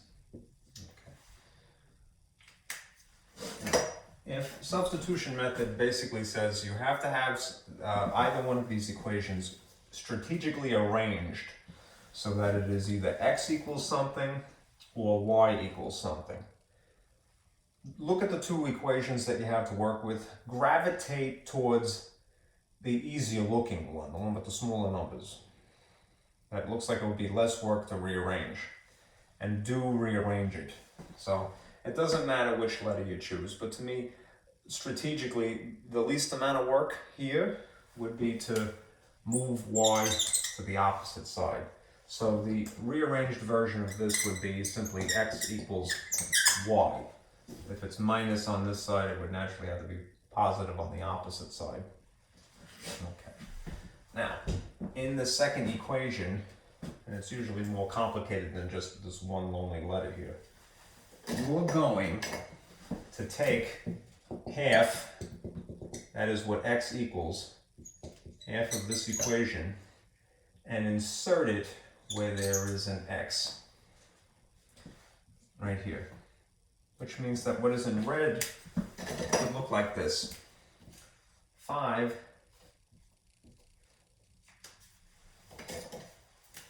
what does x equal? It equals y minus 3y equals 6. What has happened as a result of stuffing basically one equation into the other is that you have eliminated one of the letters without consciously thinking. Okay, and then you combine what you can. This reduces to 5y, this is 3y, and that's 6 still. 5 minus 3 is just 2. And then you have a one-step equation. If you have two things compressed together like this, it's understood they're being multiplied. So to justify moving 2 from here to here, you would divide by 2, and the end result is that y is equal to 3. Save that. Step 1 was inserting 1/2 of one of the two equations into the other, working it through, getting an answer. And then step 2 is remembering that you have to back substitute. That is, you now have figured out what this letter actually equals is 3, right? You can go to either one of the equations, it doesn't matter which one, plug in 3 where there is a y now, and it will spit out what an x is. The easiest one is really the arranged form of this. To simply take this 3 and put it here and say, oh, well, x coincidentally happens to be the same digit, because it's not that complicated of a problem, this particular one. Let's say that you put it in here. If you had x minus 3 equals 0, then you would just add 3 to move it, and you would see x is equal to 3 also. These are your two answers. X is equal to 3, coincidentally, as y is equal to 3. And since they are an ordered pair,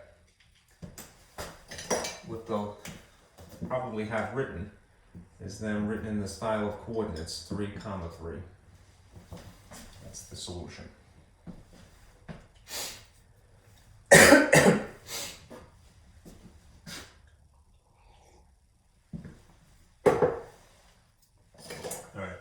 Now, if you know that that is the answer, I'm going to do the exact same problem, but I'm going to show you the elimination method, even though you're not really required to know it. I'm going to erase this, and I'll write the steps as well.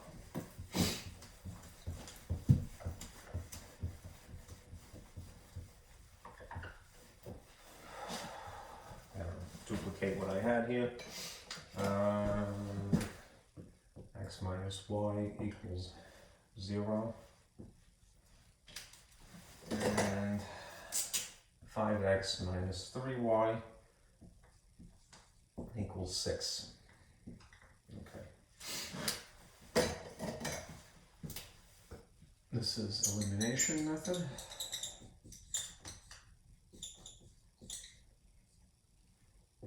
Elimination is a little bit more explicit about eliminating and getting rid of something, canceling out a letter strategically. Right? That's the first step. Choose a letter to cancel.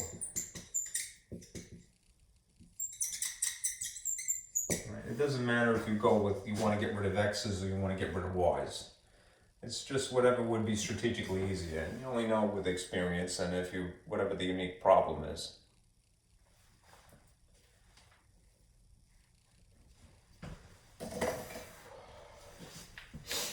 Alright. Could be x, it could be y. I'm gonna just say, I'm gonna go with getting rid of y. Now, the next step after you pick the letter is to rig the situation, the system, so that that actually occurs, that there is gonna be a cancellation effect. You're basically going to multiply by a convenient factor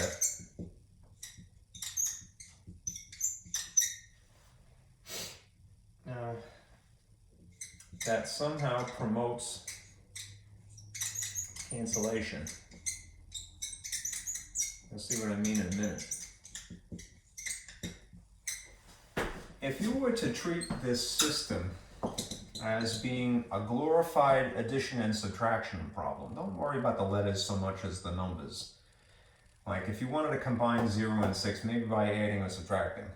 If you wanted to combine 1 with 3, maybe by adding or subtracting, and then again another 1 technically here. Think about it this way, that you're going to combine together like terms. What would the y value, the coefficient of y, have to be if you were going to blend it together with the y value, the coefficient that is, the coefficient of y that's sitting here is -3? What would, if you maybe added, maybe subtracted, would cause the cancellation effect? It would have to be the same magnitude as the number that it is sitting here, and it happens to be 3 in this case. But it would have to be the opposite sign. So you're going to multiply by a convenient factor that promotes cancellation. And it may seem a little kooky, but what you're going to do is, to legally get away with this, multiply everything by -3. Remember, you can get away with murder in math as long as you're consistent. If you want to change the appearance of this, fine. As long as you apply that same factor to the other things next to it, both sides of equals. Which means that this modified form of the blue equation on top would look like this. -3x, a negative times a negative is a +3y, and 0 times anything would still be 0. I'm going to kind of keep these sort of little categories that I have here, the x category, if you will, the y category, the regular ordinary constant category, and kind of keep it like that. A table. What is in red has been unchanged. There are worse problems where you would sort of do the same thing to the bottom, but it is not necessary in this particular case. Anyhow, you're not really responsible for this, but it's interesting. 5x, 3y, negative, and this is still equal to 6.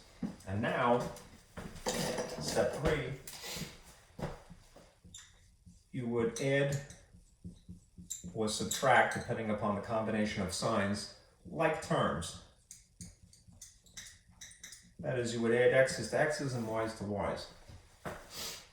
Well, this is really a -3 now and a +5. One of each sign causes subtraction. It's going to reduce the digit to 2. And it's still the x category. And it will take the sign of the larger magnitude. So if the larger larger magnitude happens to be a positive, this is a positive too. This is what we have strategically canceled out of existence. And this is what's left over. 0 plus 6 is still 6. And now you still have this problem. 2x is equal to 6. And it's out of the frame, so let me just write this a little bit higher up. 2x is equal to 6. Slightly better. Divide by 2 again to move it. Divide by 2. X is equal to 3, as it was before. Right. We got y first in the last problem. I got x first in this problem. Right. Because I'm out of frame here, what I'm going to do is I'm going to erase step number 1 and put step number 4. Step number 4 is the same as substitution. Back substitute. That is, at the point that you have finally figured out what the letter is, in this case x is equal to 3, go back to either one of the original equations and plug in 3, right? And you will get what the y value is. If you put 3 in place of x here, then without this gobbledygook in the way, you'll see what you get. You get this equation. 3 minus y equals 0. Move the y just to make it a positive. That's the least amount of work. And you would see that 3 is equal to y also, coincidentally. So x and y is still 3 and 3. Same answer as if you did substitution method. Okay.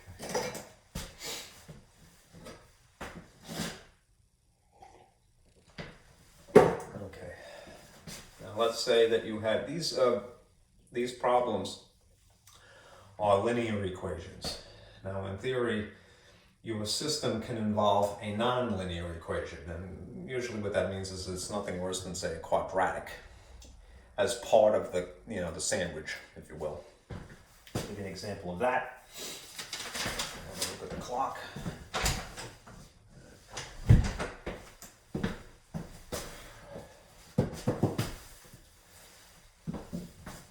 It is 11:40. And I hope that you guys are sleeping, because there's no reason to have to rush, really. You can watch this in your own time. Get dirt on the wall. That's not cool. All right. Here is an example of a non-linear system. The last one being linear. This is non-linear system. It just means that in this calipered sort of math sandwich, if you will, one of the equations will be slightly higher degree than 1. So if you had, say, for example, maybe the top one, 3x squared plus 4x minus y equals 7. And then in the bottom one, you had something more linear, 2x minus y equals 1, or negative 1. We're going to pull the same trick of substitution, because that's probably easier. We'll take the less complicated equation, the one in blue in this case, and rearrange it to solve either for x or for y. So I think, let's see, what's the least amount of work? Probably the least amount of work is moving 2x. If you identify this as being a positive 2x, and you wanted to sort of scoot it over here to solve for x, solve for y, then that's going to leave you negative y here on the left, minus 1, and plus 2x on the right. You would have to do one extra step, which is to basically change the signs here. If you want, you can do it a little bit more explicitly and go, well, that's a coefficient of negative 1. And in order to justify moving that, I would have to apply it to the opposite side here. Negative 1, each one of these things would be divided by negative 1. Which means that this would be y equals positive 1 and negative 2x. And just because I'm, idiosyncratic, I'm going to put, conform to the good etiquette, I'm going to put the value the term with an x variable up in the middle, and the constant following it, descending order. So it would be minus 2x plus 1 would be the fancy way of writing it. Okay, anyhow, this is solved for y specifically. And now I'm going to take half of that and plug it into the other equation. I'm going to take this half of this equation and substitute into the top one where there is the same letter. So basically in here. is where I'm going to insert negative 2x plus 1. I need the space, so I'm going to erase this.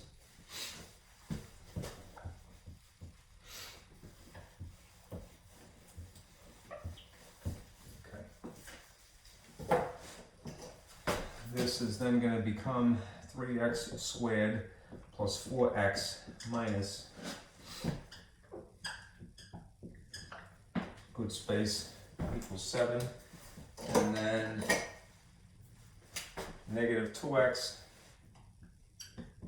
plus 1. And notice again that without maybe consciously being aware of it, we've eliminated the letter y. So that we have just exclusively x's. We do have to clean it up. Remember to distribute your negatives and combine like terms. So this becomes 3x squared plus 4x. Distribute a negative here and here. Positive 4x, 2 minus 1 equals 7. And the like terms are the things that are in the middle here. Same letter, same degree of 1 technically. So this becomes 3x squared plus 6x minus 1 equals 7. Now remember, this is an equation because it has an equal sign. It's quadratic because it is degree 2. The techniques that we have established in solving quadratic equations, or we could graph it in theory, but the go-to method is to try to factor, right? And then apply the zero product rule. That would work in this case, but we do have to sort of dress it up a little bit. We have to get it to a situation where it is set equal to 0 rather than what it is, set equal to 7. So we're going to scoop 7 over.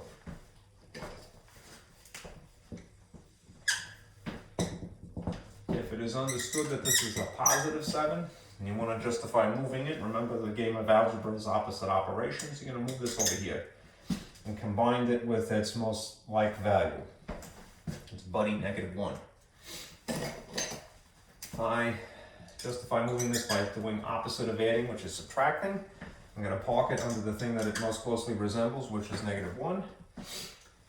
Normally I wouldn't bother writing 0, but to fill the void now, and I want it to conform to that model anyway, I'm going to strategically write the 0 here. So you have 3x squared plus 6x minus 8. Okay. Now, again, I'm out of space, so I'm going to duplicate this up here.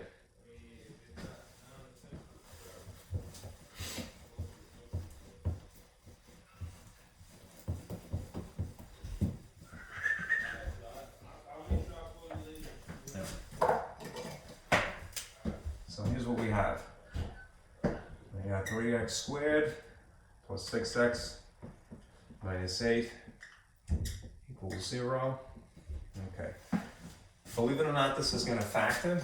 If you feel a little sketchy about actually going about doing that, let me remind you again, there was a handout a while ago of different factoring techniques. I can find it. I'm having trouble finding that today, just like I swear that I gave it to you.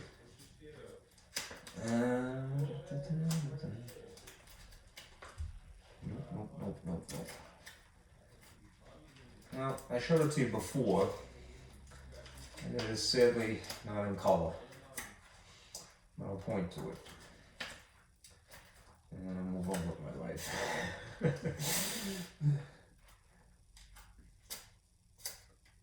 I'm sorry, I try to keep my papers all organized, as there's so many of them.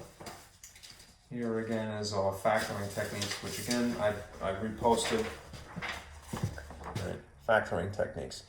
Now, in theory, you should try the most basic factoring method, which is it's called the Gcf method, in which case the thing that the terms have in common is written outside of a parentheses. In this particular problem, the method that we're going to explore is best referred to as AC product pairs and factoring by grouping. It's really two techniques in tandem. I do this 99% of the time. and go to this method, or these two in tandem. It works like this. The thing that we have here, again, it conforms to this model. A trinomial, degree 2, that is set equal to 0. We're interested in the coefficient up in front, let's call it A, and the coefficient in the back, let's call it C. This is going to form an AC product. And we're going to have to take into consideration pairs of factors that product can be made from. 3 times 8, don't even worry about the sign, just 3 times 8 is 24. Think of the most easy pair of factors, things that multiply together that make 24. There's going to be quite a slew of them, but it's going to be 1 and 24. And go numerically, right? Next number after 1 is 2. It's an even number, it definitely has a factor of 2. 2 times 12, right? And 3. 3 times 8, which is what it came from. And 4 and 6. Ultimately, you're going to decide which one of these is the best choice according to what is sitting in the middle here.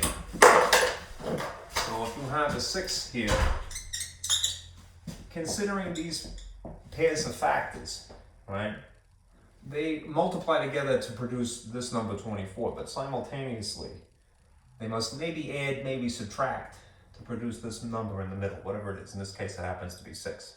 Of these choices, which is probably going to make 6? If maybe you add, maybe you subtract. Well, if you added 1 and 24, it's overshooting it by a lot. It'd be 25. If you subtracted them even, it would still be too much. So you would eliminate that as a possibility. 2 and 12 is 14, added, and 10 if you subtract them. 3 and 8 is 5 if you subtract them, and 11 if you add them. The only ones that work is 4 and 6. It may seem like a pain in the neck, but when you're doing this, and you have to factor establishing these choices, which requires some memorization of multiplication tables and rules of divisibility, it'll help you in the long run when you're trying to identify the right choice here. Right? This combination, pardon me, what am I saying? Shame. What am I doing? Yeah. I made a boo-boo before. What did I do? Either I didn't duplicate what I wrote here correctly, and now I'm catching myself, unfortunately, or I miffed it. Let's see. I'm sorry. Getting distracted. All right. This is going to be the right combination, all right, but the number that should be here is 2. And somehow, I didn't notice it until now, I'm sorry. Here was what we had from before, just to verify. 3x squared plus 4x minus, let's see, 2x plus 1. Now, unfortunately, without reversing my video, and I don't want to edit this really too much because I don't have time, is it possible that I wrote a positive here when I shouldn't have? Because the actual problem is minus. All right, I'm sorry about that. If you distribute that to each of these contents, it'd be 3x squared plus 4x minus 2x minus 2 equals 7. That's what it is. I invented a problem. Right. Very, very sorry. All right. This is the actual problem with this, a minus here, not a positive. It would have to be. Wouldn't work. All right. Now I've caught myself midway into it anyhow. Instead of adding 4 and 2 and getting 6, what should be here is positive 2x. Very sorry. Okay. That was dopey.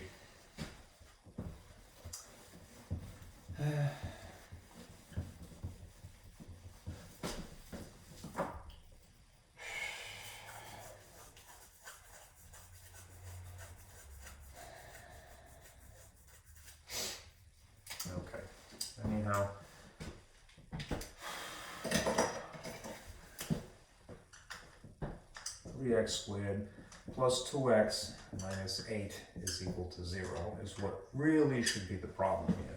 And indeed, 4 and 6 is the choice that I need because the number that's supposed to be here is 2. I'm sorry. And when you're applying factoring by grouping, what is going to happen is you're going to take something that is 3 terms wide and end up making it longer. And a person normally gets frustrated at that if they've never seen this before. They go, you're making it more complicated. Why does it have 4 terms? The irony of it is that when you have a 4-term wide polynomial, you really only have to pay attention to 2 terms at the same time. So it actually is ironically easier.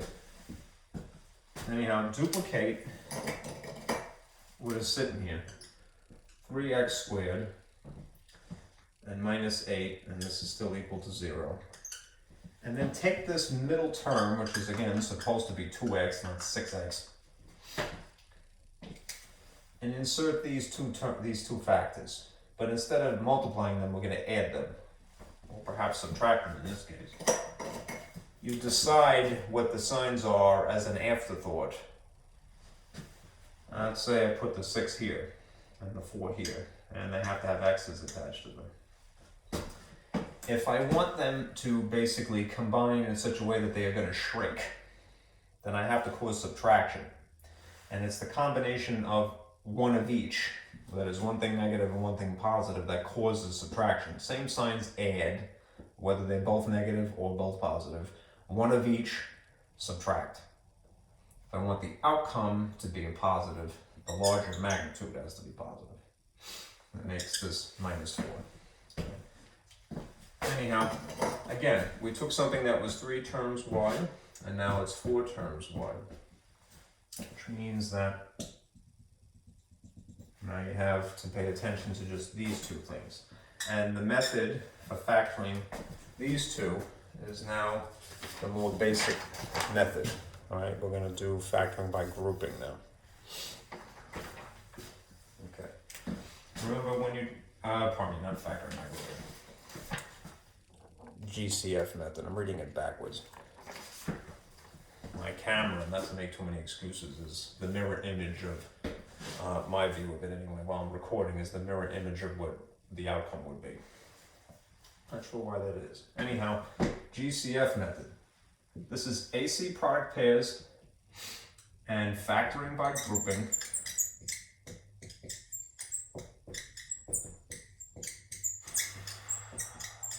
To get us to this point. From this point down, we're going to be basically the more Gcf method of factoring, the more basic form. You'll notice that these 2 pieces are both made of x, so that would be something easily on the outside of a parentheses. Whatever is in common sits outside here, and we'll figure out what the junk is left over in a minute. Simultaneously, they have a number in common that makes both 3 and 6. And it is actually 3 itself. Now when you're trying to figure out what the leftover guts are, you reason it through this way. You talk yourself through the problem. 3 times what is itself? 1, technically. X times what would be x squared.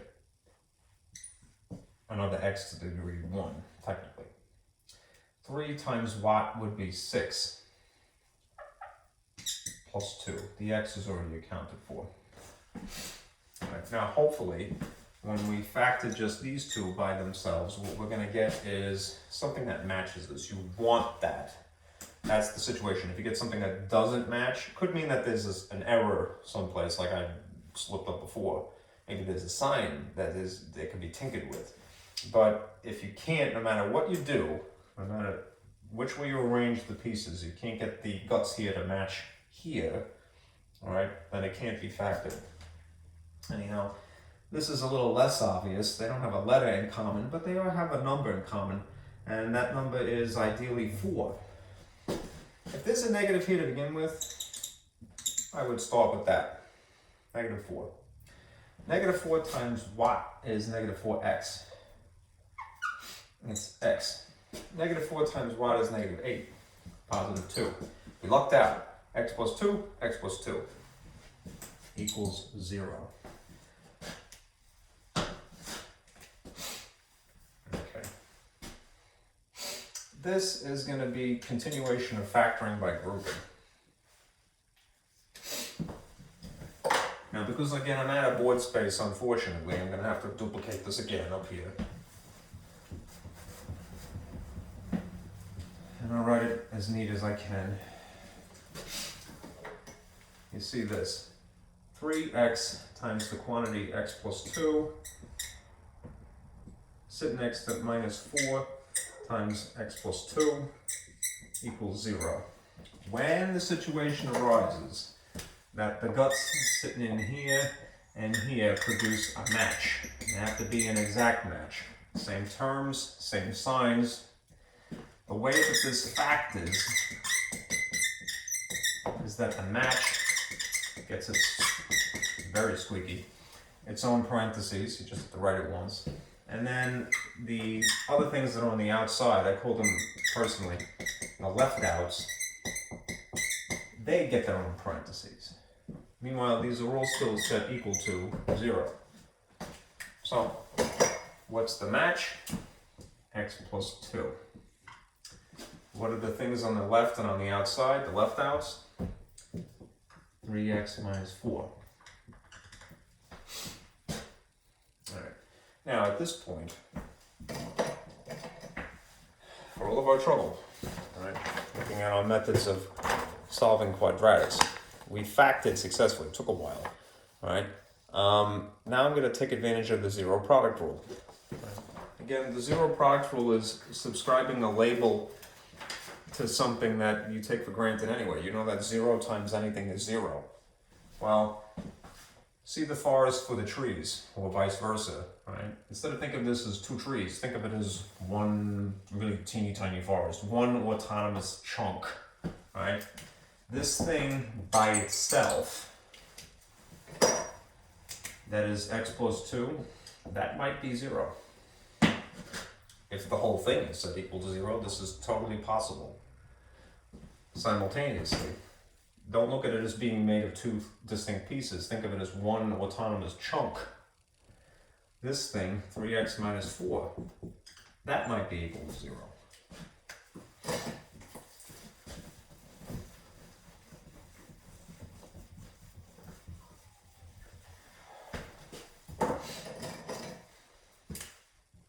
Now you're going to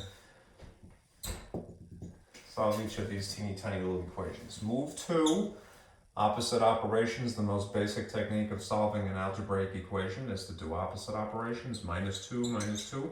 X in this case is equal to negative 2. This one is 2-step. Move the 4 first. Add 4, add 4. Cancellation effect. 3x is equal to 4. How do you get rid of 3 if it's being multiplied? Divide by 3. This is a crummy answer because it's an improper fraction, but it is legit. X could be equal to negative 2, or x could be equal to 4/3. Right. And or, I suppose. Yeah, I'll just put commas there myself. These are the 2 potential outcomes. Now, remember, all of this came from a system, and what we have managed to do to this point is simply figure out what x is. Now it has 2 answers, 2 solutions, because it came from a quadratic equation, degree 2 equation. So we have to basically back substitute both of these, right, into, we go and do the easier one, right, to figure out what the y values are. And then we'll have a coordinate that is involving negative 2, and then we'll have a second ordered pair that is 4/3.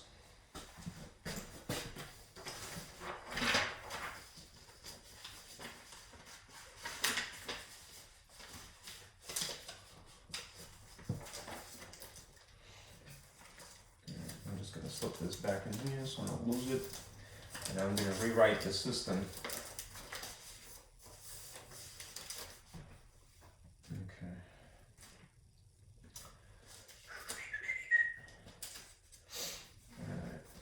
Here was our original system. I have to save these 2 solutions for x.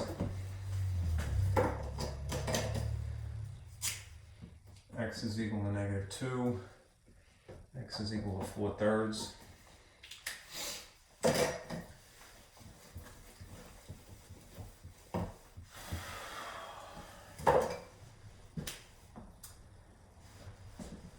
Maybe I'll put it in one place and then divide it.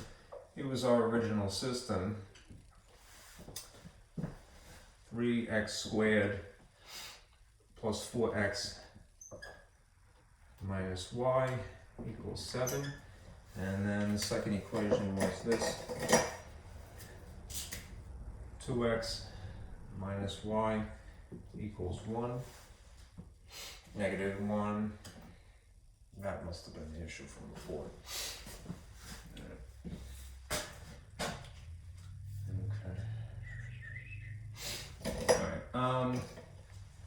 We're going to go with the easier equation, which is the one right here, just coincidentally, and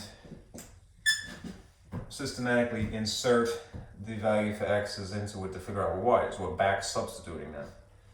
So if we have 2x minus y equals -1, I'm going to duplicate it. 2x minus y equals -1. And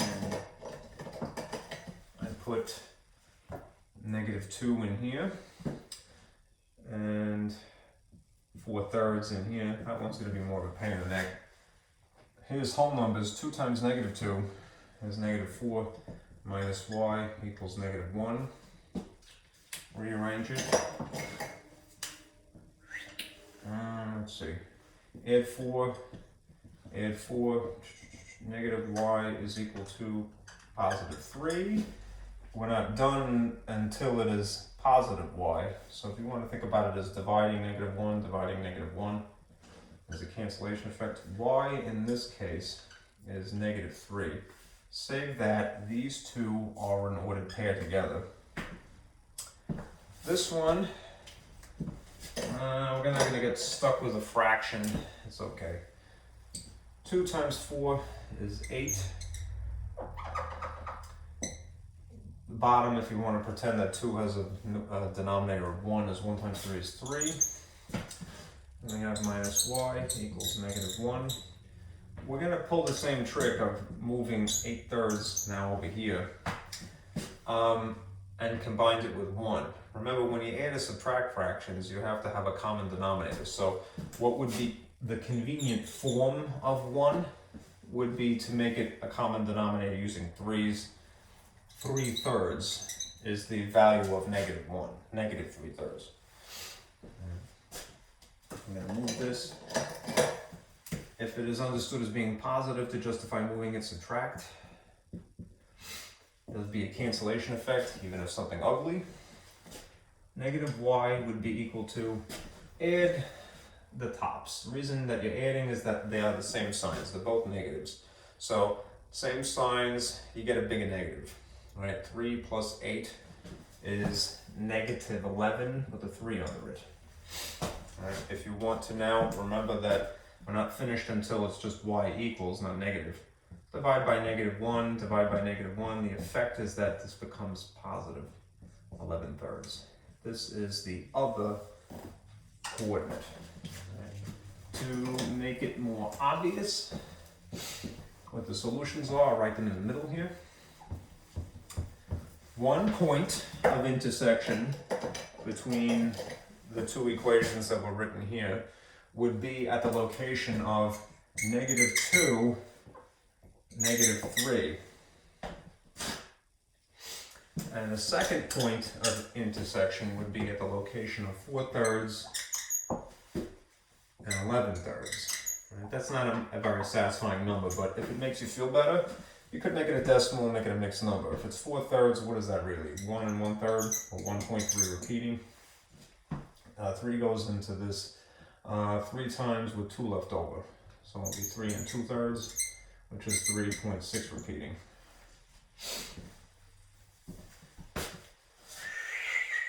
Yep, okay. Anyhow, these are your 2 points of intersection.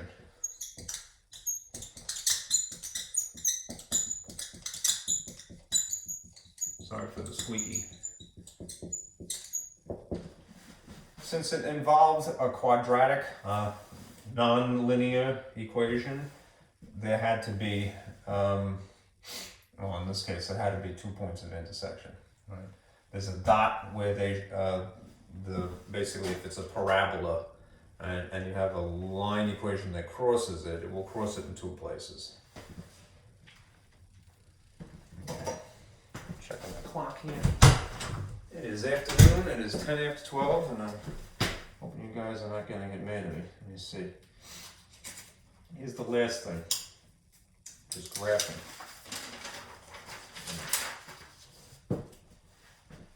Couple of things.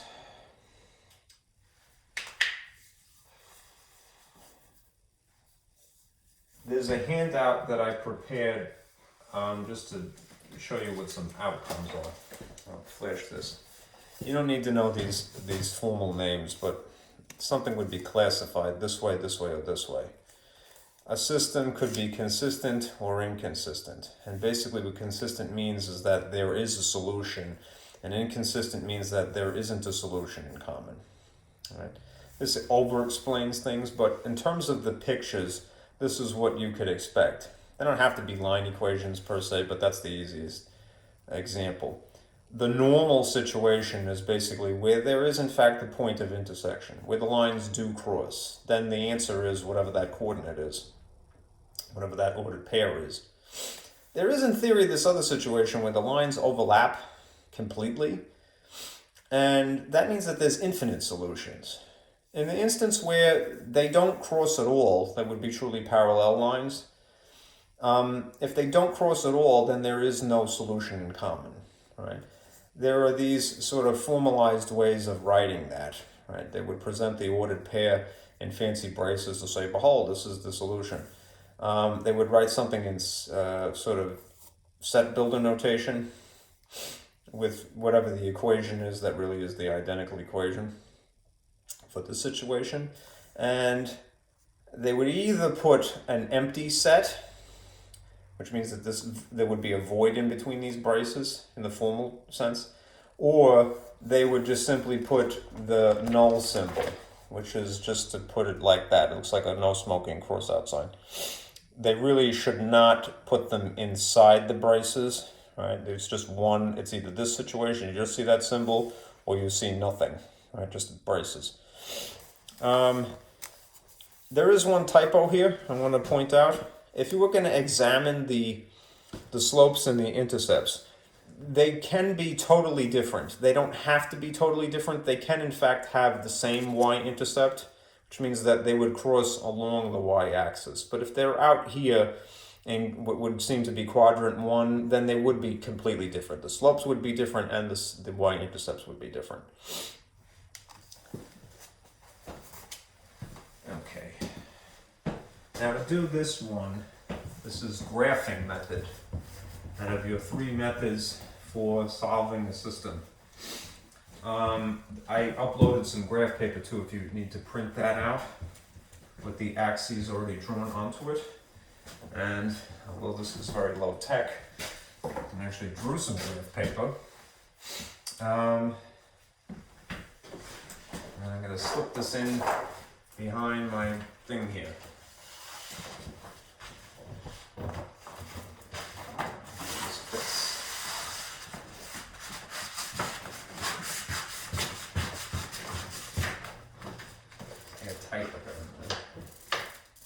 Static.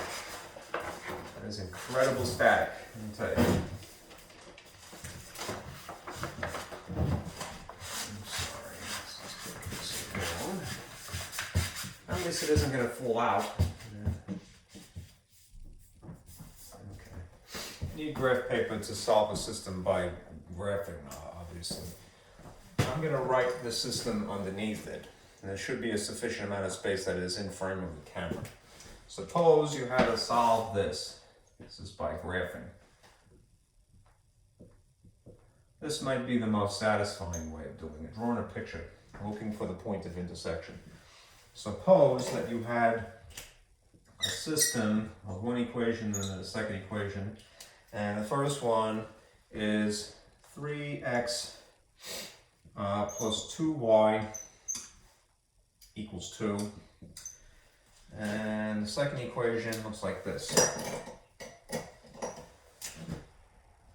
Y equals 1/2 x minus 3.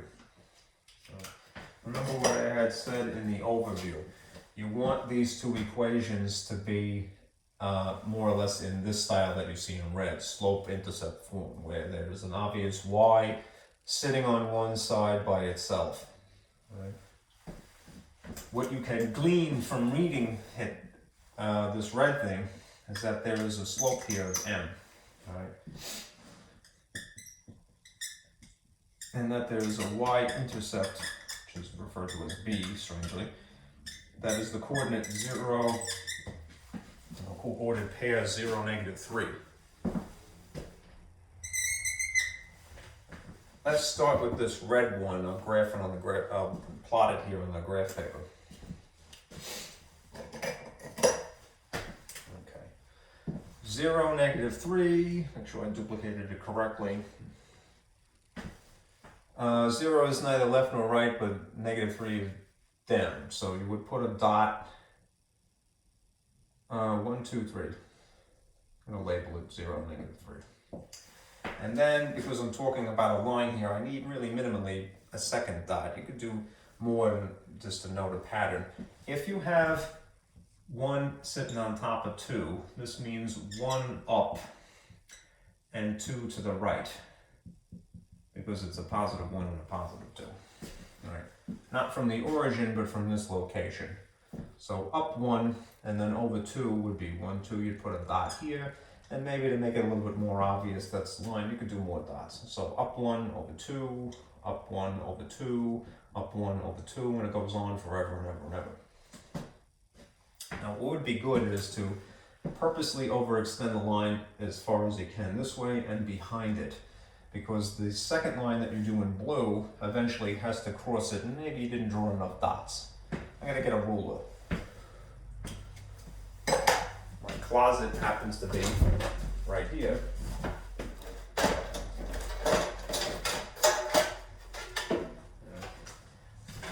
As you can see, not to scare you, I have tools, right? This is not going to be handy, but yeah, boy.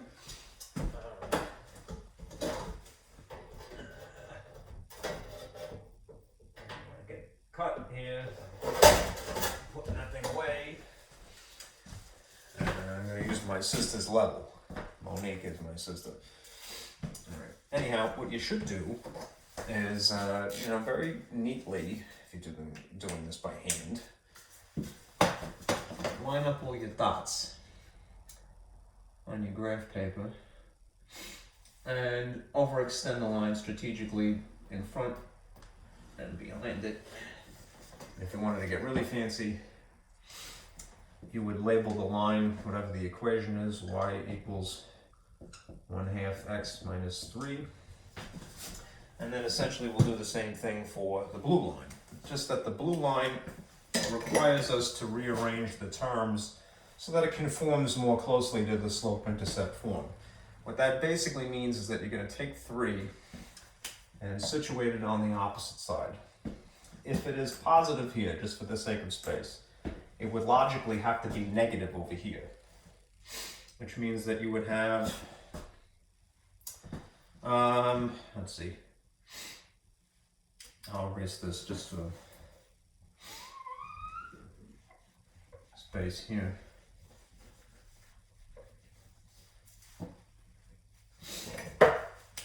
You would end up subtracting 3x minus 3x would logically be negative on the opposite side. And this would cancel. And you'd have 2y equals, good etiquette is to put the descending order, 3x's in the middle, plus 2, and then divide each of these things by 2. That by 2, and that by 2. What that means is that your equation is going to reduce to this. Y equals negative 3 over 2x. That's still in the frame. and 2 divided by 2 is positive 1. Again, the information that you would glean from having something written in the slope-intercept form is the slope and the intercept. Namely, this is the slope, abbreviated by the letter m, and this is the y-intercept, which is usually abbreviated by the letter b, and that is a coordinate of 0, 1. Okay. So I'm going to put a dot, again, put it in blue, at the location of 0, 1. 0 is neither left nor right, but 1 is up 1. And you would put a dot here, 0, 1. And then follow this instruction. If you have negative 3 sitting on top of 2 for your slope, that means 3 down. And if you assign a positive to this 2 here, it would be 2 to the right. It isn't wrong if you switched this, like if you wanted to favor the negative as attached to the 2 rather than the 3, but I've been conditioned to always gravitate towards the top, right? You'll end up with the same line, and you'll end up with the same slope if you do it that way, so don't worry. Anyhow, go to the point where you left off here. Down 3 would be 1, 2, 3, and over 2 would be 1, 2. You'd have a dot in this location, coincidentally. Down 3, 1, 2, 3, over 2. And you see that there's a pattern. Down 3, over 2. I'm going to draw with a straight edge here through these dots. And strategically overextend the line.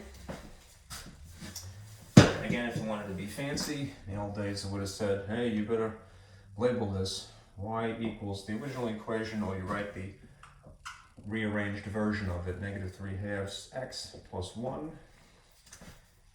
And then note the point of intersection. This is the point of intersection where they cross. This is where they cross. That's the solution. Read the graph. What is the location of this dot? Positive 2 for x, negative 2 for y. That's the solution. Okay. All right. That's basically it. All right. So what I'm going to do is I'm going to end this video and upload it to YouTube, and then give you the link. Probably in at least a half hour, because it takes a while to upload. Anyhow, just to remind you, right, there is no test next week. Because there can't be.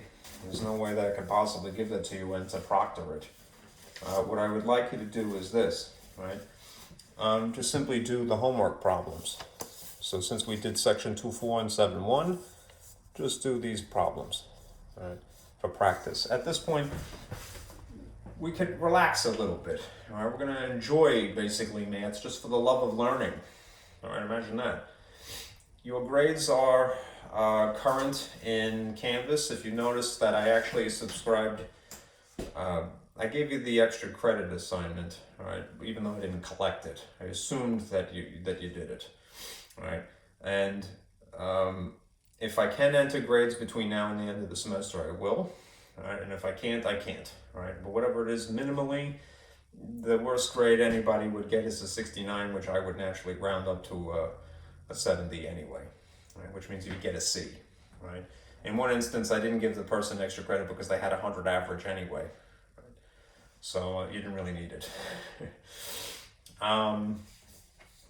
Just do the homeworks for right now, right?